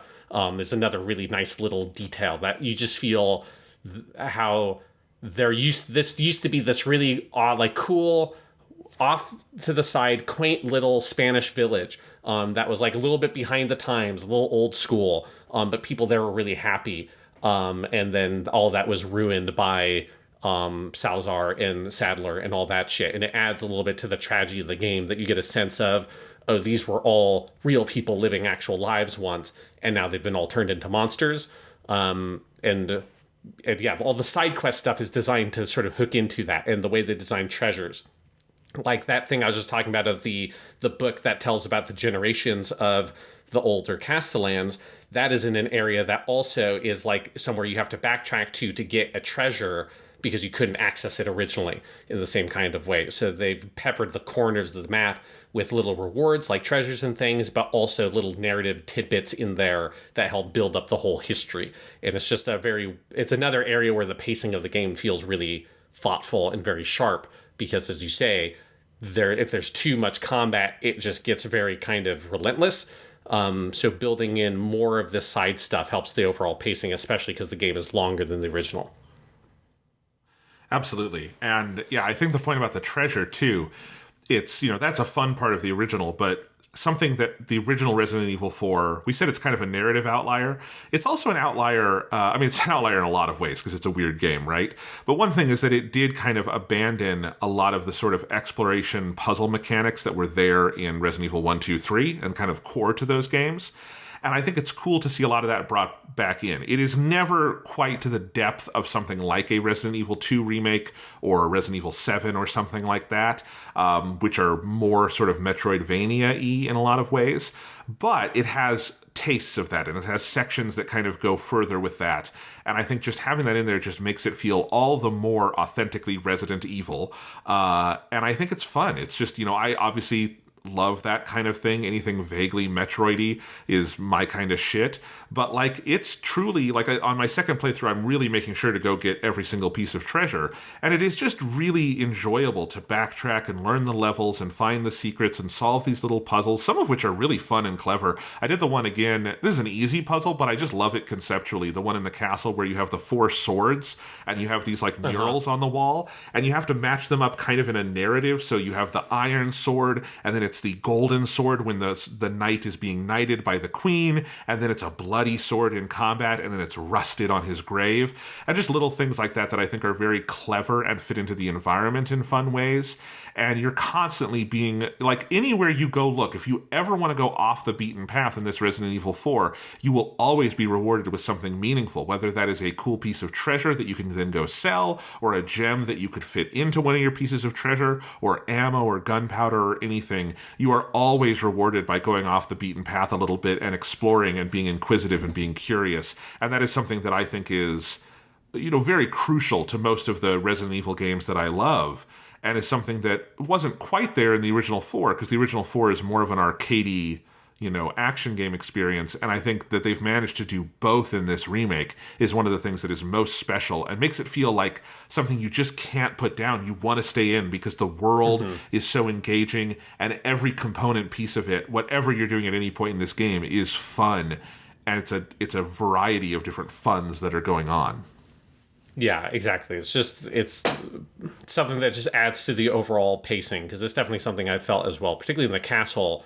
I like that and actually this happens in the village as well, where they will sometimes repopulate older areas when you revisit them way later in the game, when they become accessible again, with usually smaller but additional little tiny encounters. And usually those will be specifically designed around areas where you can go back and, I've got the small key, so now I can go get that thing that was locked in that one chest. And there's one in the castle where you go back to that room and there were some suits of armor in there. But now they can come alive because it's after that suit of armor encounter. And so they come alive, and then you have to fight them. There's an additional little fight in there. Lots of little details like that where they make the whole world feel rich. Or if you go back to the Hedge Maze later, there are some cultists that are in there. So those areas feel like they're again, it keeps it from feeling as video gamey as it could, where it's not just, I cleared the area, and so now it will be cleared for all time. Nothing will ever be able to live in this Hedge Maze area again because I killed everything that was there, and nothing will ever be able to be here. It feels more organic that, some cultists maybe came to go investigate it, or there's, some, one of those bugs is now here and camouflaged and is going to jump on you. It's got that little extra love and attention to detail to help make the whole world feel alive.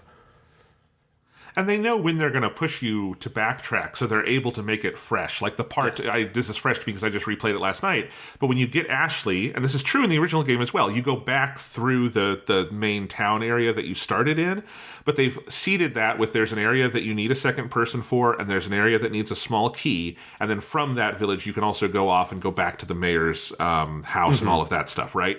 And in addition to all of that, it's raining and it's wet, and graphically, that is one of the coolest things things in this game is the water and everything looks really good, all the weather stuff. And so the tone is a little different. There are new enemies in the village, one of which is one of those giant fucking like horse-headed guys that are really tough. I love those.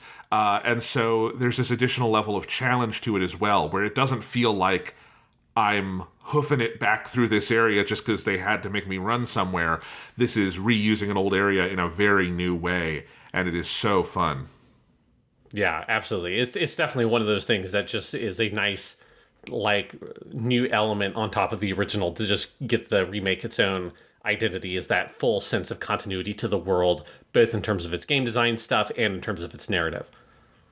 Yeah.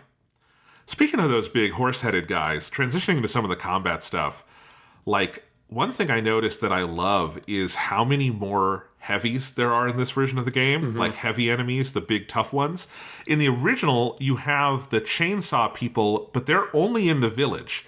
And then there isn't quite the equivalent of that ever again. There is the regenerators and some things like that, but I think of those maybe as a level above just kind of a heavy enemy, right? Something you can technically run from, but if you kill, you'll get extra loot and whatnot. And they've added a bunch of those. So you have the chainsaw people, you have the big horse-headed guys, you have the horse-headed guys who have like the arrows and shit, and there's just more of those kind of peppered throughout the game. There's the guys in the red robes who control your mind, and all the way through the end, and then again you have the regenerators as well. And just that level of, you have the knights, obviously, in armor that are crazy. You have more versions of the things that pop, the like big insect, things that will pop out of the neck. And so I love how many surprises there are in store for you, because even once you know all of those enemies, one of them could pop out at any time and you don't know which one, and you might very well not be ready for it. And then you're scrambling around the battlefield looking for ammo or something. And I just love how much it keeps you on your toes in that way. You never feel like you've fully mastered the enemy set. Yeah, and they have enough variety to those like heavier or more powerful enemies that you don't feel like you don't get used to fighting them, right? Like I think that's something of where you've got the guys, I forget what they're called, but the guys with like that are blind with the big claws, and they cut out a couple of the fights you have with those enemies. So you just have the first one, and then you have the one where there's two of them, and that's it. And I like that change. I like that it's like, it's not a thing where you just get accustomed to I have to fight these guys, I know how to do it. They've sort of compressed that down, and because you have more other enemy types that you can build other kinds of encounters. So again, you only fight the guys with the red robes maybe 3, maybe 4 times over the whole game, and one of those is optional. So it just keeps it fresh all the time. You're not constantly being like, okay, now there's a chainsaw dude. There are fewer chainsaw enemies in the village area because now they can put the bullhead guys in there and you fight them slightly differently, and there's a different feel to it. You have to have a different strategy. And yeah, that's one thing that really is nice. And then having more big enemies overall means that I found myself using the Magnum way more in this game than I ever do in a Resident Evil, right? I'm that person who I will end every Final Fantasy game I play with 100 different max potions and shit that I've never used, and I've just hoarded all the really powerful items because I'm just oh, well, maybe the next encounter I'll need to use it. I'm just that kind of player. And so in a Resident Evil game, typically the Magnum is something that I only ever pull out for a boss fight, and that's it. And I will keep it in my chest or whatever, and then, okay, I know I'm going to go fight a boss. Let me go get the Magnum. Now I'll go use that and kill the boss with it, put it back in the chest, and that's it. And here, it was a thing I was constantly thinking about, it's an option. It felt like it was a card I was much more willing to play. Also because you're able to proactively get Magnum ammo if you're saving up the gunpowder. So it's not a thing where you feel stressed to not use it because you're only ever going to get 15 Magnum bullets or something over the course of an entire playthrough, which is how it kind of traditionally feels. Here, you can really stretch that out more if you choose to. And that was really fun. It was just nice to feel like it was an option I had in play in a more active part of my whole combat suite. And especially now that I'm doing the New Game Plus, I'm using it much more actively because I've got more ammo because I saved a lot of it. And it's easier for me to make it early on because I'm saving other ammo. And so it is fun to just be there's a heavy. Well, hello, heavy. Meet the Killer 7. Bam, bam. And then I'm able to move through that encounter. Yes. It's very satisfying. Well, and I just love the moments where Gosh, one thing we haven't actually talked about yet is that this has a weapon wheel effectively, or it has shortcuts, which is not in the original. The original is, you've compared it to, sort of chess-like, and part of that is because not only do you plant your feet and stop, but if you're going to change guns, you bring up the menu and you kind of breathe for a second and think about what you're doing next. You can still do that, and there are definitely moments where I hit triangle and went, let's just breathe for a second here, Jonathan. What are you doing? But there are shortcuts. And so there is a lot. And I think that combined with your moving, that you can move faster, that the enemies move, they move a lot faster, all of that kind of stuff makes this much more intense. But I do think there are moments where, there's a heavy coming at me and I'm running through my guns going 0, 0, 0. Oh God, I do have the Magnum. And then I pull, just hit, where I have the Magnum on my shortcut and then blast them away with that. And it's very satisfying. But yes, definitely there is, because this is I don't know what to call this effect, but I know we've talked about it a lot, of any game with a rich combat suite where you rev up to where you are using everything in an encounter is some of my favorite kind of stuff. We've talked about this with Insomniac is really good at this in Ratchet and Clank or their Spider-Man games, where when those games are humming, you are using all of Spider-Man's abilities, and you're using every tool in the toolkit. And of course, Resident Evil 4 was great at this in 2005, and it's great at this here in 2023, where those tough encounters, I think particularly starting with when they really start to ratchet it up in the castle, is just you are running through everything and moving between everything at all times. And I think there was, for me, just as you were describing, Sean, this moment where I realized, no, the Magnum is part of that arsenal. I can't afford to just be stingy with this. If I'm really going to be moving through everything, I'm going to have to sacrifice a Magnum bullet or two here. And those are my favorite moments. You mentioned earlier the big, blind guys with the knives on their hands. And this is one of the hardest parts in the original too, but man, did they amp it up here. The section where there are two of them and a bunch of other enemies. Boy, talking about parts that kicked my ass. That kicked my ass. But it is also one where I don't think I was not left with any resources. I used everything to get through that one, and I loved it. Any kind of big combat encounter that will make you use your whole rich, varied arsenal, that is peak fucking gameplay to me. Yeah, that is one of my favorite encounters, because I also had with the two blind enemies. That is one of the hardest in the game, and it's very satisfying. And that was one of the ones where I was I'm just going to use a lot of it wasn't just I'm going to shoot the Magnum once. I had a lot of fights where it's I'm going to use one Magnum bullet, and that's my allowance I'm going to give myself. With that one, I did it a couple times, kept either dying or feeling if I survive this encounter like this, I will never be able to finish this game. So I'm going to retry from the beginning and try to play it a little bit better. And eventually I was I'm just going to use 6. I'm just going to use my full revolver. I got all those bullets in there. Let's just going to use all 6 of those. And that's my allowance for that fight. One thing, this is a little thing, and it's also optional, so it's people can assign weapons however they want. But I do like the design of the shortcuts where you have, it's you've got one on each direction, and then if you press twice on the direction you could get a different weapon, right? And there's something fun about that where for me, I did up is pistol, right is shotgun, left is sniper, and then down was the TMP.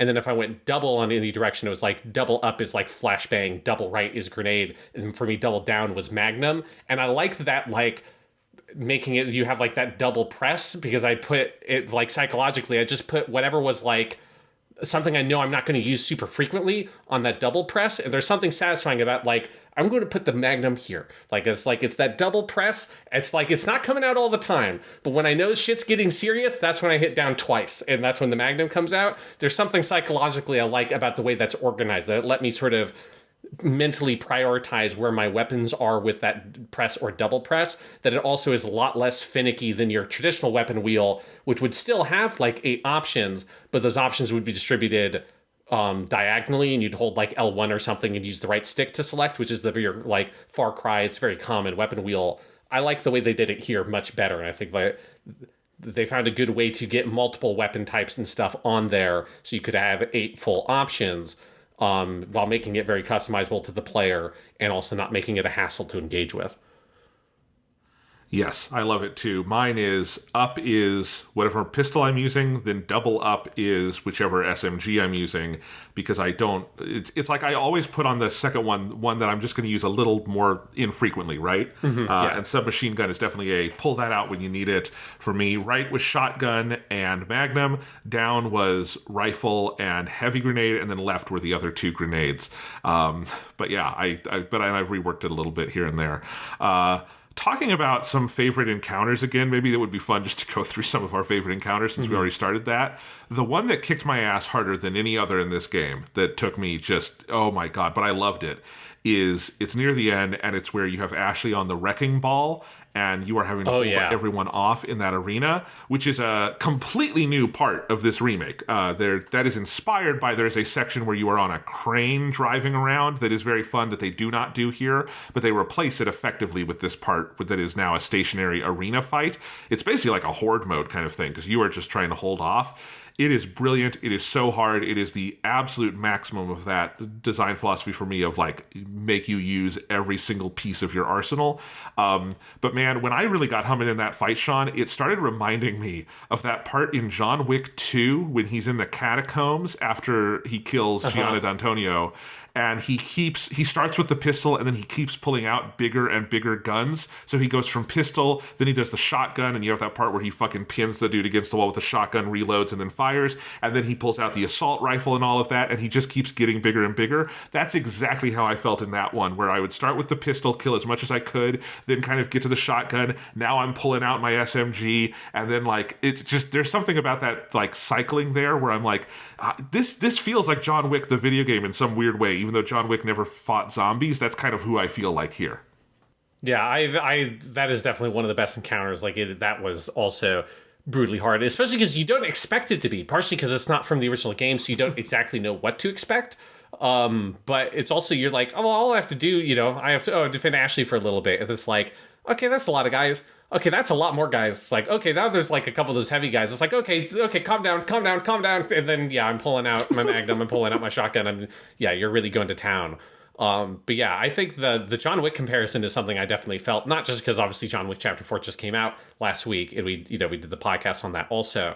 But there is just I think there is something about the psychology of, with the John Wick fights, he's fighting multiple enemies. So it's like you get that sense of like the spacing and how he's prioritizing and juggling multiple enemies at the same time. And you're very much having to do that. There's also just a lot of really fiddly attention to detail in the way the game represents things like the firearms and like the physics and the animation. That's really good. That adds to that feel. We talked about a couple weeks ago when we talked about the demo, that like when you're up close against an enemy or a wall or something and using your pistol, Leon will use that. I think it's called like center axis relock or something. I remember looking it up after that podcast we talked about it. But it's where you like pull the gun in and you kind of cant it off to the side. It's like this way of holding a pistol that's meant to be like used for very close quarters fighting and stuff to like, reduce your overall profile. And so they have stuff like that. They have things like with your pistols, you do a retention reload. So like when you reload your magazine, if you still have ammo in the magazine, this is one of the reasons why I had the thought of like they should just do a magazine-based ammo system, because they did the reload. He takes a clip, he takes a magazine, he removes the magazine from the pistol, he slots in the new magazine, and then pockets the one that was already in there, right? So he's retaining whatever ammo. In real life, you'd be retaining this like partially empty magazine. They don't do that mechanically, but they do that visually to like add that sense of like Leon feels like he's trained. He feels like he knows these firearms really well, feels like he knows what he's doing with his knives and all that kind of shit. And they've just, the way they animate everything and have thought through everything, obviously if you fully use up the bullets in a gun, his reload will be different because so he'll like for that one, he will do the John Wick flick thingy where he'll flick it off to the side and eject the magazine so it goes flying and put the new one in. Like there's just lots of little detail like that. You've got that the riot gun, which is, I think, the same shotgun that John Wick uses in that scene you're talking about. Yes. So it's like all those little things where there's just lots of little fiddly detail and mechanical bits and stuff like that, which is to me like very much inheriting that from the original game that particularly for 2005 had a lot of that kind of shit that you did not see in lots of games back then, where you honestly didn't have lots of particularly recognizable representations of actual firearms. You have like this is like generically a shotgun, or this is like what looks like a movie prop shotgun that's not a real one or something. Whereas Resident Evil 4, they really thought through like the mechanics of the guns, and you have like the bolt action rifle and the clip fed pistol with the fucking Red 9 and all that kind of shit. Which now, if you look back at it, it's still satisfying, but it's something you see in every military style shooter gets all that kind of shit right. But Resident Evil 4 for the time was pretty out there with how much it sort of went into the detail of those things. And I think Resident Evil 4 Remake similarly like goes a lot more into that and thinks about the mechanics of all those things and making it feel plausible, making it feel grounded, and a lot of it is there to like, I think, make Leon feel cool. Like he knows what he's doing. He's cool, super action movie man, and so he can do all this crazy shit with all the guns and all the technical bullshit. And I like that attention to detail. It just feels like the animators and everybody working on that side of the game spend a lot of time thinking through all the ways that your character moves and interacts with his weapons. Absolutely. It's really outstanding. I miss a little bit some of the, I don't know how to say it, the fucking attitude with which Leon reloads in the original is not quite here anymore because it is a little more grounded. But like, you know how when he reloads the Red 9 in the original, he will like flick the clip off at the top and things like that? Or like the extra kind of emphasis he does on the bolt action. Some of that is like, again, it's made more like this is how a professional would actually do it.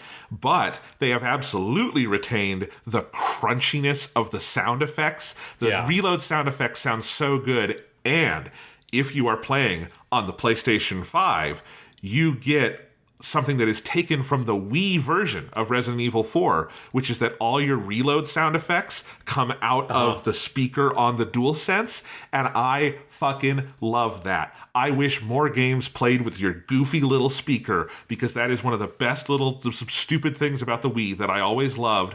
Resident Evil 4 made great use of that, because just that little tinny speaker on your controller naturally is going to have a little more grungy crunch to it anyway, and you put that out there, and in this one they don't just do the reload sound effects, but like when you pull out a gun it does that, and a lot of those little things. And then of course they've done stuff like when you're on the comms you get it through the speaker, and little things like that are very fun. Obviously none of this happens if you're playing with headphones, which is how I play a lot of the time, but I did wind up playing more of this than I expected with my speakers, just because I loved that use of the DualSense, because that's such a like Wii era use of your speaker, and the fucking PlayStation has had that goofy little speaker since 2013 on the PS4, and not enough games have gone to town on it. This game goes to town on it, and I say bravo. Yeah, it's definitely the most use that I've gotten out of that on the DualSense, and I was actually like impressed by how good it sounded, like particularly with the dialogue. I was like, oh, this is like very legible. We have come a long way since the Wiimote, in 2006. Yes. Like this is like a decent little speaker in this thing.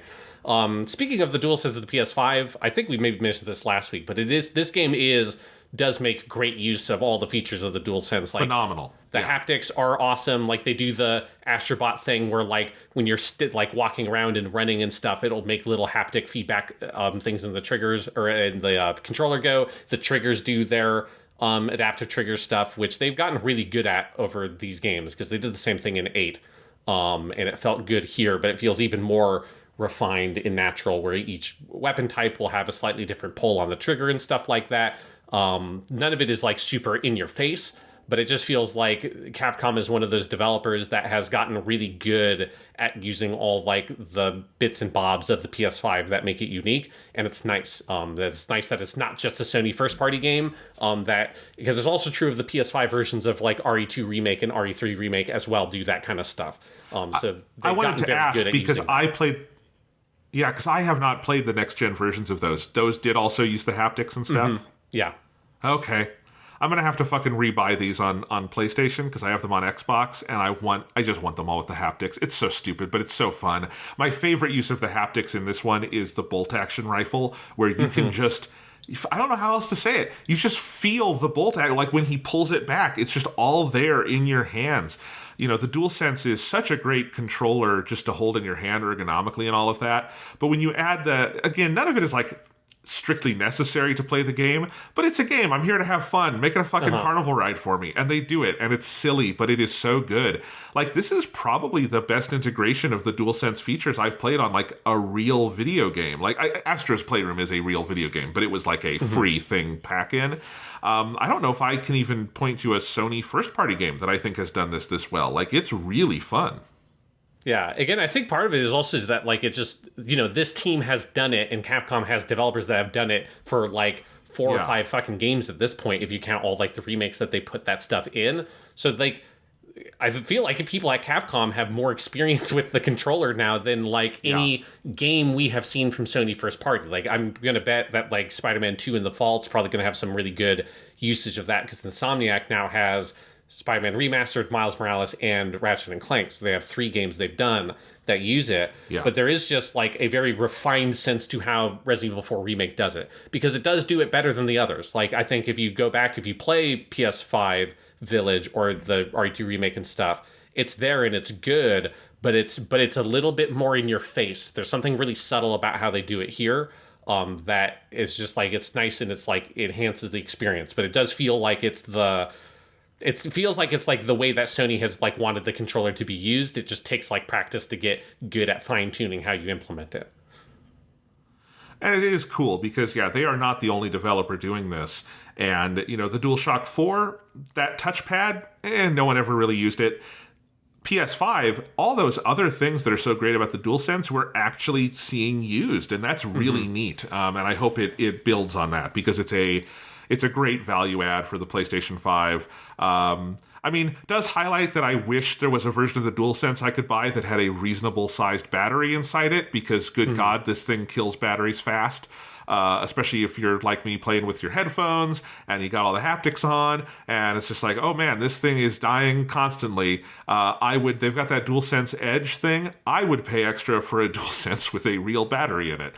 But to each their own. It is still a great controller and a great experience with this game. Yeah. It's there's a very tactile thing to this game that is very fun to play. Yeah. And again, I just love that, like, when Resident Evil 4, the original one, was ported to the Switch, you didn't get any of the Wii things brought over. You didn't get any of the motion controls or anything. But in this version, they did, like, do all that speaker stuff. And it's just, there's something very cool about that, because that is a beloved version of Resident Evil 4, and I really liked having it here. One other thing you get from the original is later in the game. I first saw it on the Killer 7, because I was using the Red 9, which doesn't support this, but you get the laser sight that you can add on to some of the pistols, which is the laser from the original Resident Evil 4. Made me kind of wish that was an option for all the guns, because it is such a nice touch, and it feels so Resident Evil 4. I don't think it's a problem, the ones that don't have it, but I do really love having it here. Yeah, I do wish it was an option, although at the same time, like, they do... some of the guns, like the TMP and the Broken Butterfly, are, like, very much balanced around the more modern reticle design. So it makes sense to me that, like, the reticle they have in the game that's a modern reticle gives the player a lot more information about how accurate they're going to be. And I feel like they play around that. And I suspect that is the main reason why they have made the choice of which guns can support it and which guns don't. But yes, it would be fun, even with, like, knowing that it would be... from a player information point of view, it would be a worse way to visualize that info. I still wish it was a thing you could put on every gun. Even if it would technically make the gun worse, I'd still want to do it just because it's cool and it's fun. Yeah, but no, on my second playthrough, I started out using the Punish. So on my first playthrough, I used the Red 9. I'm a big Red 9 person. That's how I play the original game. I fucking love the Red 9. By the end of my first playthrough, I had it all the way hyper upgraded with the extra upgrade and everything. So it was just ludicrously powerful. And I started my second playthrough, and I put it away and was using the Punisher so I could just do something new and then also use the red dot sight. And I did love that. But I did get to a point. It was the encounter with Luis in the house, your big standoff where you're guarding the house, that I went, I just need something more powerful, because that Red 9, man, it's like the best gun in my fucking arsenal because of how upgraded it is. And I am just blowing people away with it, and it did make that possible for me. So I've gone back to my Red 9, but it is my beloved favorite Resident Evil 4 pistol. So there you go.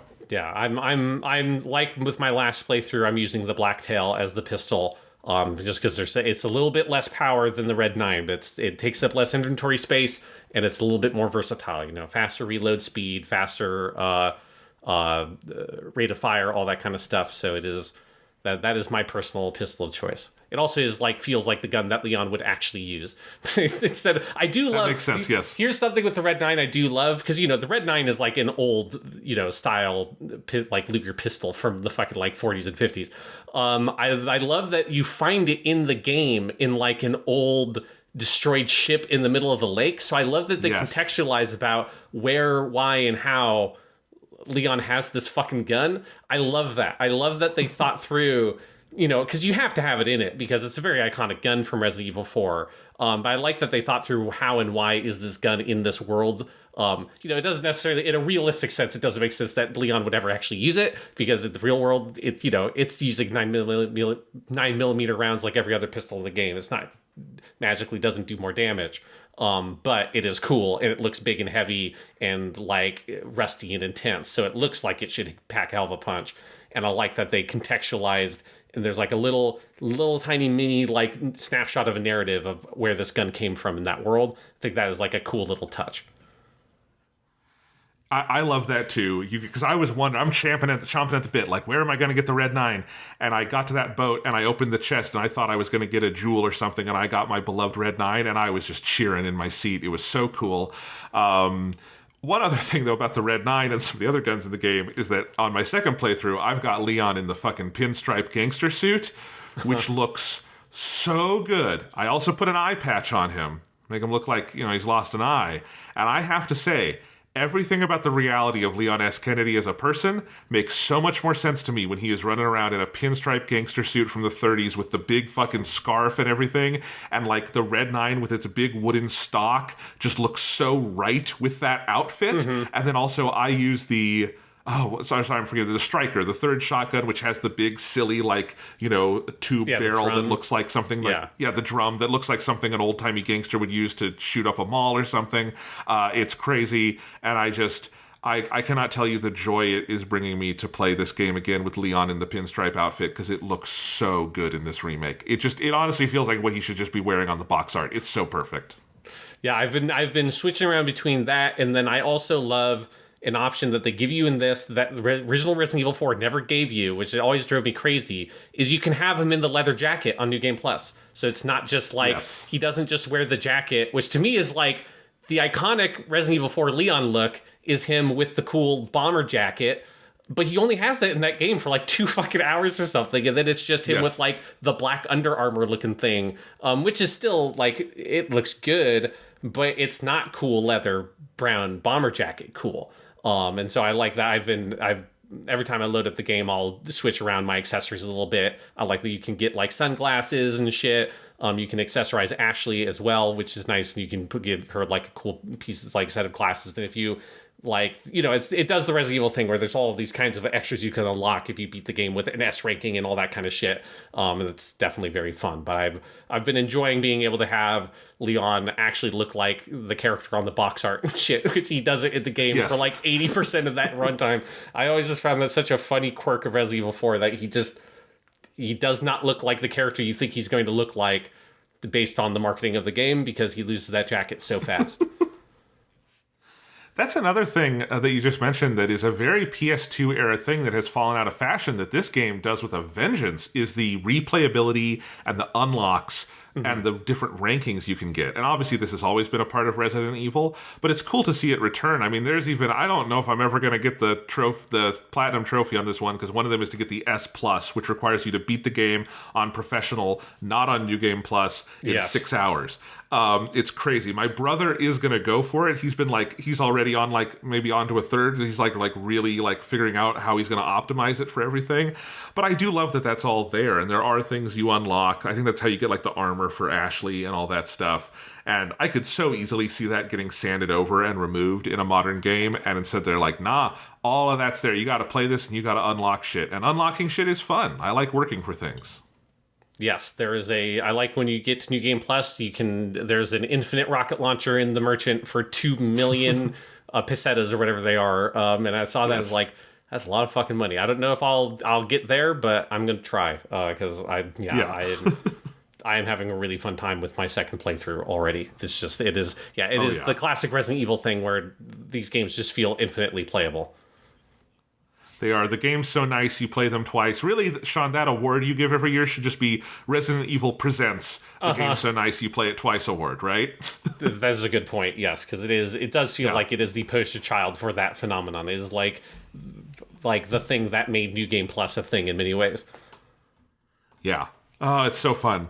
One thing we haven't talked about a ton yet on this or our first impressions last week, Sean, is the knife mechanics that they've added, which is such a cool thing that I think they've built out, where you have, your main combat knife. Later on from Krauser, you get the bigger fighting knife that you're able to use in New Game Plus, and then you have the little kitchen knives and other things that you use that are more breakable and you run through them. And it's this extra item that you have to think about because it is durable. It will break, and so you can be without a knife. But that means you also can do way more with it than you could in the original game, including there's the whole parry system, and there's the stealth stab system that you can do, and just the general fighting with the knife is a lot more doable. And I think that whole side of the game, it took me a little bit through the village section initially, I think, to really get a handle on what they were doing with it. But especially now on New Game Plus, I think it's such a cool dimension of the game that has been added. Yeah, it's awesome. I mean, it just gives you a lot of defensive options, but at the same time, they're limited, right? So it gives you another resource that you're trying to manage because you can repair your knife or your main knives, but it costs money, right? So that is another dynamic that you have to think about. Do I want to spend the money to repair the knife, or do I want to... Am I saving up for this upgrade or whatever? Same thing with the body armor, that they added that mechanic as well. So the body armor, instead of being a permanent upgrade, it's something you get way earlier, but it's something you have to pay money to replenish when you take too much damage, which is, I think, a smart addition. But yeah, it adds the whole additional set of options, including some stuff that feels like it's inspired more by old school Resident Evil than Resident Evil 4, which is they have all the knife escapes, right? So when you get grabbed by an enemy, you can press R2 to use your knife, but it takes a shit ton of durability compared to just doing a stealth kill or stabbing someone normally. But that's Resident Evil 1 and shit, where you would get the one-use knives that if you got grabbed by a zombie, you'd stab them in the head with it and run away. And I like that it's it feels like they're sort of thinking through an older Resident Evil mechanic, bringing it into or incorporating it into the knife mechanics for Resident Evil 4, and really fleshing out that system. There's just they just fully integrated it, right? Because there's so many different areas that you can use it, with the enemies that can have the parasites sprout from their head, they'll collapse to the ground, and if you run up on them in a few seconds, you can do that takedown where you stab them when they're on the ground and prevent the thing from popping out. But again, it uses a lot of knife durability. So it's the thing where you're thinking through, do I want to do that? Would I rather save my knife in case I need to parry something? Do I have enough handgun shots that I would rather shoot the parasite when it gets back up? Or do I have a flashbang grenade? There's a lot of additional things that it adds for you to think through and incorporate really naturally into your overall suite of abilities. But yeah, it is probably in terms of gameplay, actually the biggest addition to the whole game is taking the knife and expanding it out to a whole set of its own mechanics that interact with the rest of the game, rather than just being the very simple thing it is in the original game, which is just your melee option that is there for if you have to open boxes and as a last resort, or if you want to stunt on enemies and dodge their attacks and stab them in the face and stuff, you could in the original. But here it's its whole fucking thing. And if you upgrade that the combat knife, the one you get from Krauser all the way, it does a shit ton of damage, because I just got the exclusive for that earlier today. And it does as much damage as my fucking pistol does, basically. Obviously, you have to take a lot of risks to get up there, but it goes out real fast. It does a shit ton of damage. Just it's a thing where there's a challenge to play through the game, I think, with only your knife, and not using any other weapon type. And at first I saw that, I was like, well, that seems fucking ridiculous and an awful way to play the game. Which I think I wouldn't want to play it on the hardest difficulty that way. But I'm thinking a standard difficulty, if I've got both the fully upgraded normal knife and the combat knife, I think that's totally, that might be a fun way to play through the game because of the amount of damage it can actually do. Yeah, no, absolutely. I love it. I'm close to getting that second knife all the way upgraded, because I upgraded the first knife you have all the way in my first playthrough, and now I'm focusing on the other one. But I do keep both with me, and it is awesome. I just love it. Yeah. Yeah, and that for me, it was a big moment when I got the second knife, and I was like, oh, well, at first I thought, oh, well, I'll sell my knife that I've upgraded and just use this one because it seems better. And then I looked at it for a second, I was like, why not just have both? And then that was like a big moment for me of realizing, no, I can just keep both knives, and I like never run out of knife juice or whatever because I've got two really good knives, and then all like the random knives I pick up, it's like I'm fucking drowning in knives. It's great. I'm thinking there's this great joke on The Simpsons where someone says, "Oh, are you happy with two wives?" It's this episode where Homer accidentally gets married to a second woman, and then someone says, "No, I think he said two knives," and it cuts to Moe, and Moe is just at the bar holding two knives. He goes, "You know what? This is pretty great." And I'm definitely thinking about Resident Evil 4. You know what? This is pretty great. I got my two knives. Oh man, I love it. Yeah, it's great. Here's one thing we haven't talked about yet, Sean, is the boss fights. I will say, I think they're really good in this game. It is one area where I will say I do prefer the original generally. I think the boss fights I probably prefer there. I think the last boss I like more in the remake. Some of the other ones I think are a little too finicky in the remake for my taste, but they're still very good. I don't know about you. Yeah, I think I probably feel generally similar. Like, I think the bosses are generally harder in this game, I think, which is makes them feel a bit more finicky. Where in the original game, I think all the boss fights are quite easy. The thing I felt there's most distinctly with was the Salazar fight, which in the original game I think is incredibly trivial. You just shoot him in the face with your fucking sniper rifle a couple of times right at the beginning of the game or the fight, and he's dead. Yeah. It's like nothing. It's a fucking boss fight, and it is hard. And like I died a couple of times, or like reloaded the fight to retry it and had to like really learn it. I think by the time I sort of got my head around all the mechanics, I did enjoy it. But it is definitely, they are more intense than I think you expect with a Resident Evil boss fight, where most Resident Evil boss fights are like, they seem like they're going to be very intimidating, and then they're actually like quite actually simple to play through. And this is not quite that. These are pretty hard. And it's something where I haven't gotten to some of those fights on my New Game Plus, because I'm curious to see how that Salazar fight feels going into it a little bit better armed and knowing what the mechanics are. But yeah, I think in general, I agree that I feel they're like about as good as the original, or maybe a little bit like worse than the original. But they're not the like the original. They are not the highlight of the combat. Like it's like they're not something that like when I get to a boss fight, I'm really excited for it in a gameplay sense. I'm usually excited for it like there's good narrative momentum heading into them. That's fun. The actual fights are kind of whatever. Yeah, I think I generally agree with that. I do really like what they have done with the final one with Salazar, or not Salazar, with Sadler, where they've really, it's the same basic idea. They've just made it bigger and harder, and like the production values of it are really cool, and it definitely keeps you on your feet. You're definitely feeling like you have to use a lot of weapons on it. I did like that one quite a bit. I think the one with Salazar felt like a downgrade to me. It is a less, obviously you're right, the original one is fairly trivial. But I also like it's fun. It's got that kind of two-tiered up-down system, and I think it's fairly readable. I think this one is just a little too finicky for my tastes. The one with the village chief, I like pieces of it a lot. I think some of it is finicky in weird ways, like when he's throwing the logs at you, where I feel like I can be doing that exactly right and still get hit. There's a lot of pieces like that where it just feels like some of it is a little too, I don't know, divorced from the player. But I will say on my New Game Plus, even though it was on Professional, I wiped the floor with that fucking dude. I didn't even go around and grab all the stuff until he was dead. And then I'm like, oop, let's pick up all this ammo because I killed him good. But the first time it definitely took me a while. On production value wise, they're all incredible. And that stuff is very cool. Yeah. But no, I think you're right. This kind of game, what I think of as like the actual like bosses are more stuff like that scene with the wrecking ball. Like, let's do a big, crazy combat arena. That's where the meat of this thing is. And one thing I appreciate is that they didn't go in and like add 10 stupid boss fights or something. There's what there was in the original, and they're changed to like fit the mechanics of this game, and they're fine. But yeah. Yeah, they've actually taken, because there was that one boss that was the one that's like around the containers or whatever. In the catacombs, and it's like the giant monster. They've actually taken that out. So they've actually reduced the boss fights, which that's like a cut that I do not mind because I never found that a particularly interesting or memorable encounter in the original. And I wouldn't have even noticed, honestly, it was gone. I just saw other people talking about it online. Apparently there are people that really like that boss fight or bummed that it's cut. I never cared about that boss fight too much. Because for me, the combat in this game is so designed around the idea of you fighting multiple enemies and crowd control and all that. Like, that is like the core of the combat is around those ideas.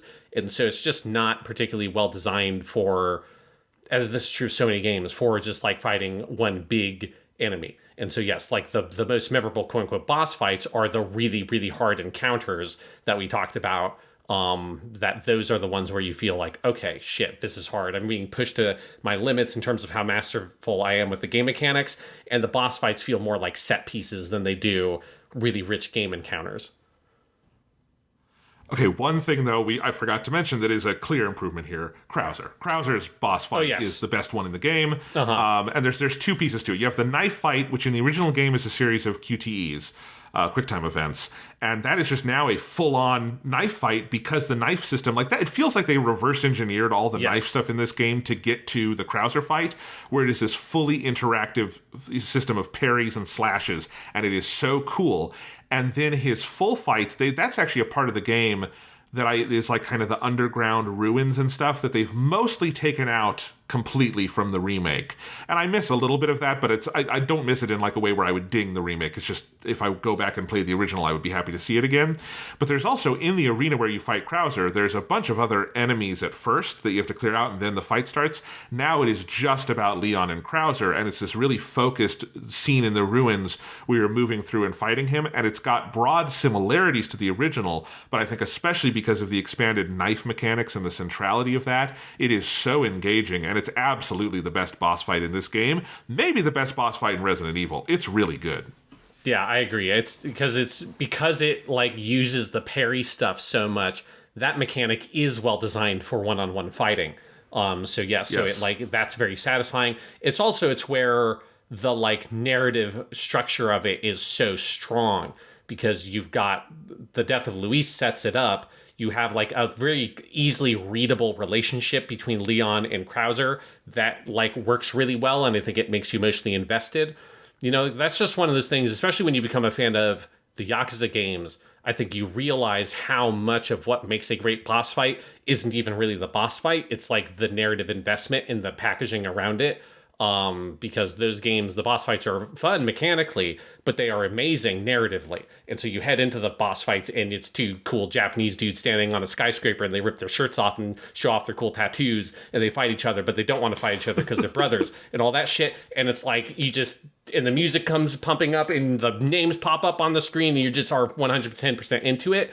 And that has some of that feel where it's these two men who like Leon doesn't want to have to fight. Krauser is like, compelled to fight, even though I think by the end you realize that really he wants to be stopped, because I think he knows what he's doing is wrong. But whatever, like the Operation Javier or whatever the fuck they're talking about, which I think was from one of the Wii games or something, has driven him to despair. There's just like more dialogue that gives you like a sense of, okay, this like dude feels like he's a character with a backstory and not just a random mini boss that's popped up. And all of that just makes you like want to play into the boss fight so much. And then the way the boss fight is designed with the like, him setting all the traps for you and jumping on you at first. And then it's a duel on top of a tower like it's a fucking Yakuza game. Krauser even takes his goddamn shirt off. Leon's disrespectful in that he didn't also rip his shirt off. Come on, man. Show the major some respect. Show off that back. It's modeling it off of the way great games make their boss fights, so it's a great boss fight. Absolutely. Yeah, I love it. What else can we say about this Resident Evil 4, Sean, before we call it a day? It's a hell of a fucking game, man. It's just like, I keep thinking back to how we were both, I think, very cautious about this game in the lead up because it just seemed like an impossible task to remake Resident Evil 4. That was and is like a fundamentally different thing than remaking Resident Evil 2 or 3 or 1 back in the day, because of like one, Resident Evil 4's place in the history of video games, but then also, what third-person shooters are and all that kind of stuff. It just seemed impossible. And they fucking nailed it. Like, they just completely nailed it top to bottom. They found the exact thread to walk. And it's like, I think it's a very narrow line in remaking Resident Evil 4 in what you update or change and what you keep the same. But they have made a game that does not in any way replace the original. And it's not about, like, is it better or worse than the original? It coexists with the original. And that is the right approach. And it coexists with it in a way that I think is fascinating and exists so well in the current landscape of other video games. And, you know, there's a part of me that, like, is bummed that we live in this world where, like, half of the really big games that are coming out this year feel like the remakes. You know, this is the second big action horror game remake we have had this year already, with the Dead Space remake as well. It's like, you know, we're running out of steam with what we're remaking because we're catching up pretty quickly with, like, current history. But if you're going to fucking do it, this is the way to do it. And, you know, remakes are just a very different thing in video games than in any other medium. And I think this has proved that. I think the Dead Space remake, which we have not played yet, but I know we're going to, and people loved, I think has proven that, you know, it's a cool opportunity. And again, if you're doing it this way, which I think is the right way of making effectively a new game out of it and not like pulling old Resident Evil 4 off the store or anything stupid like that. You know, this is amazing, and it's just pound for pound. I don't know if we're going to have a better video game this year. This is such an incredible achievement, and feels like a capstone to this era of Capcom that we're in, where Capcom just has had this unbelievable resurgence. It feels like, I mean, this has been true of a lot of Japanese developers in the last decade or so, but man, it's so true of Capcom, where everything kind of was in a decline for them for that kind of middle period in the 360 era, and they have just come roaring back. And this era of Resident Evil has obviously been really, really special, but, you know, Devil May Cry 5 and Street Fighter 6 looks like it's absolutely living up to that. Even how they've preserved their classic games, like all of the Mega Man collections they've done.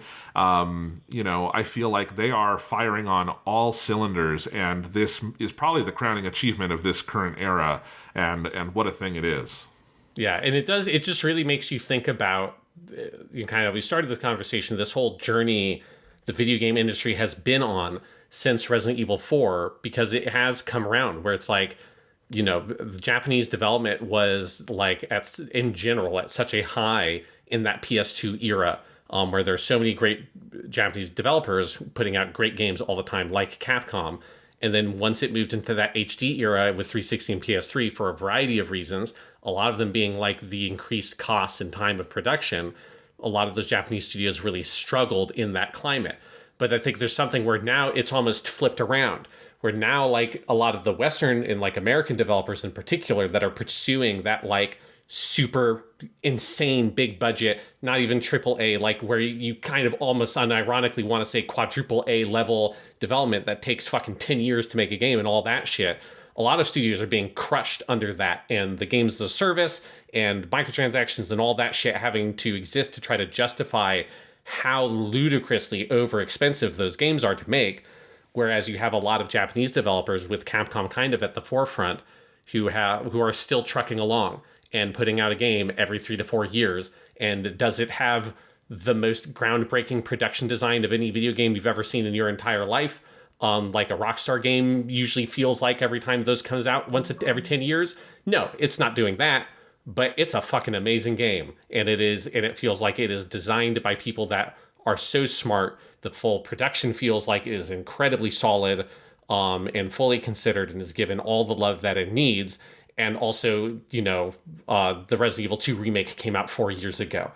This is the team that made that game. And so there's something about what Capcom has been doing where they are not just are the games they're making are great, but they're putting out lots of really great games at a pace that feels reasonable, and not being crushed under the insanity of what, like, the modern video game landscape can look like. And there's something about Resident Evil 4 Remake that playing it that made me think about all those things, because you're revisiting this old game from that period right before Resident Evil lost its way during that HD era and now has found itself again. It is, like, fascinating, the history of this whole industry, and how, like, Resident Evil 4 slots into a cool place in that history on both sides of that weird gap. Yeah, absolutely. It is a special, wonderful, magical thing. There's, I feel like, a whole other topic we could record, Sean, of just talking about the differing trajectories of the Western and Japanese video game like industries at the moment, because it is, I don't think it's ever been more stark, and it's really fascinating. But yeah, for now, Resident Evil 4, it was one of the best games ever in 2005. It's one of the best games ever again in 2023. I can't wait to see what they do next. Yep, time to go get playing some more Resident Evil 4.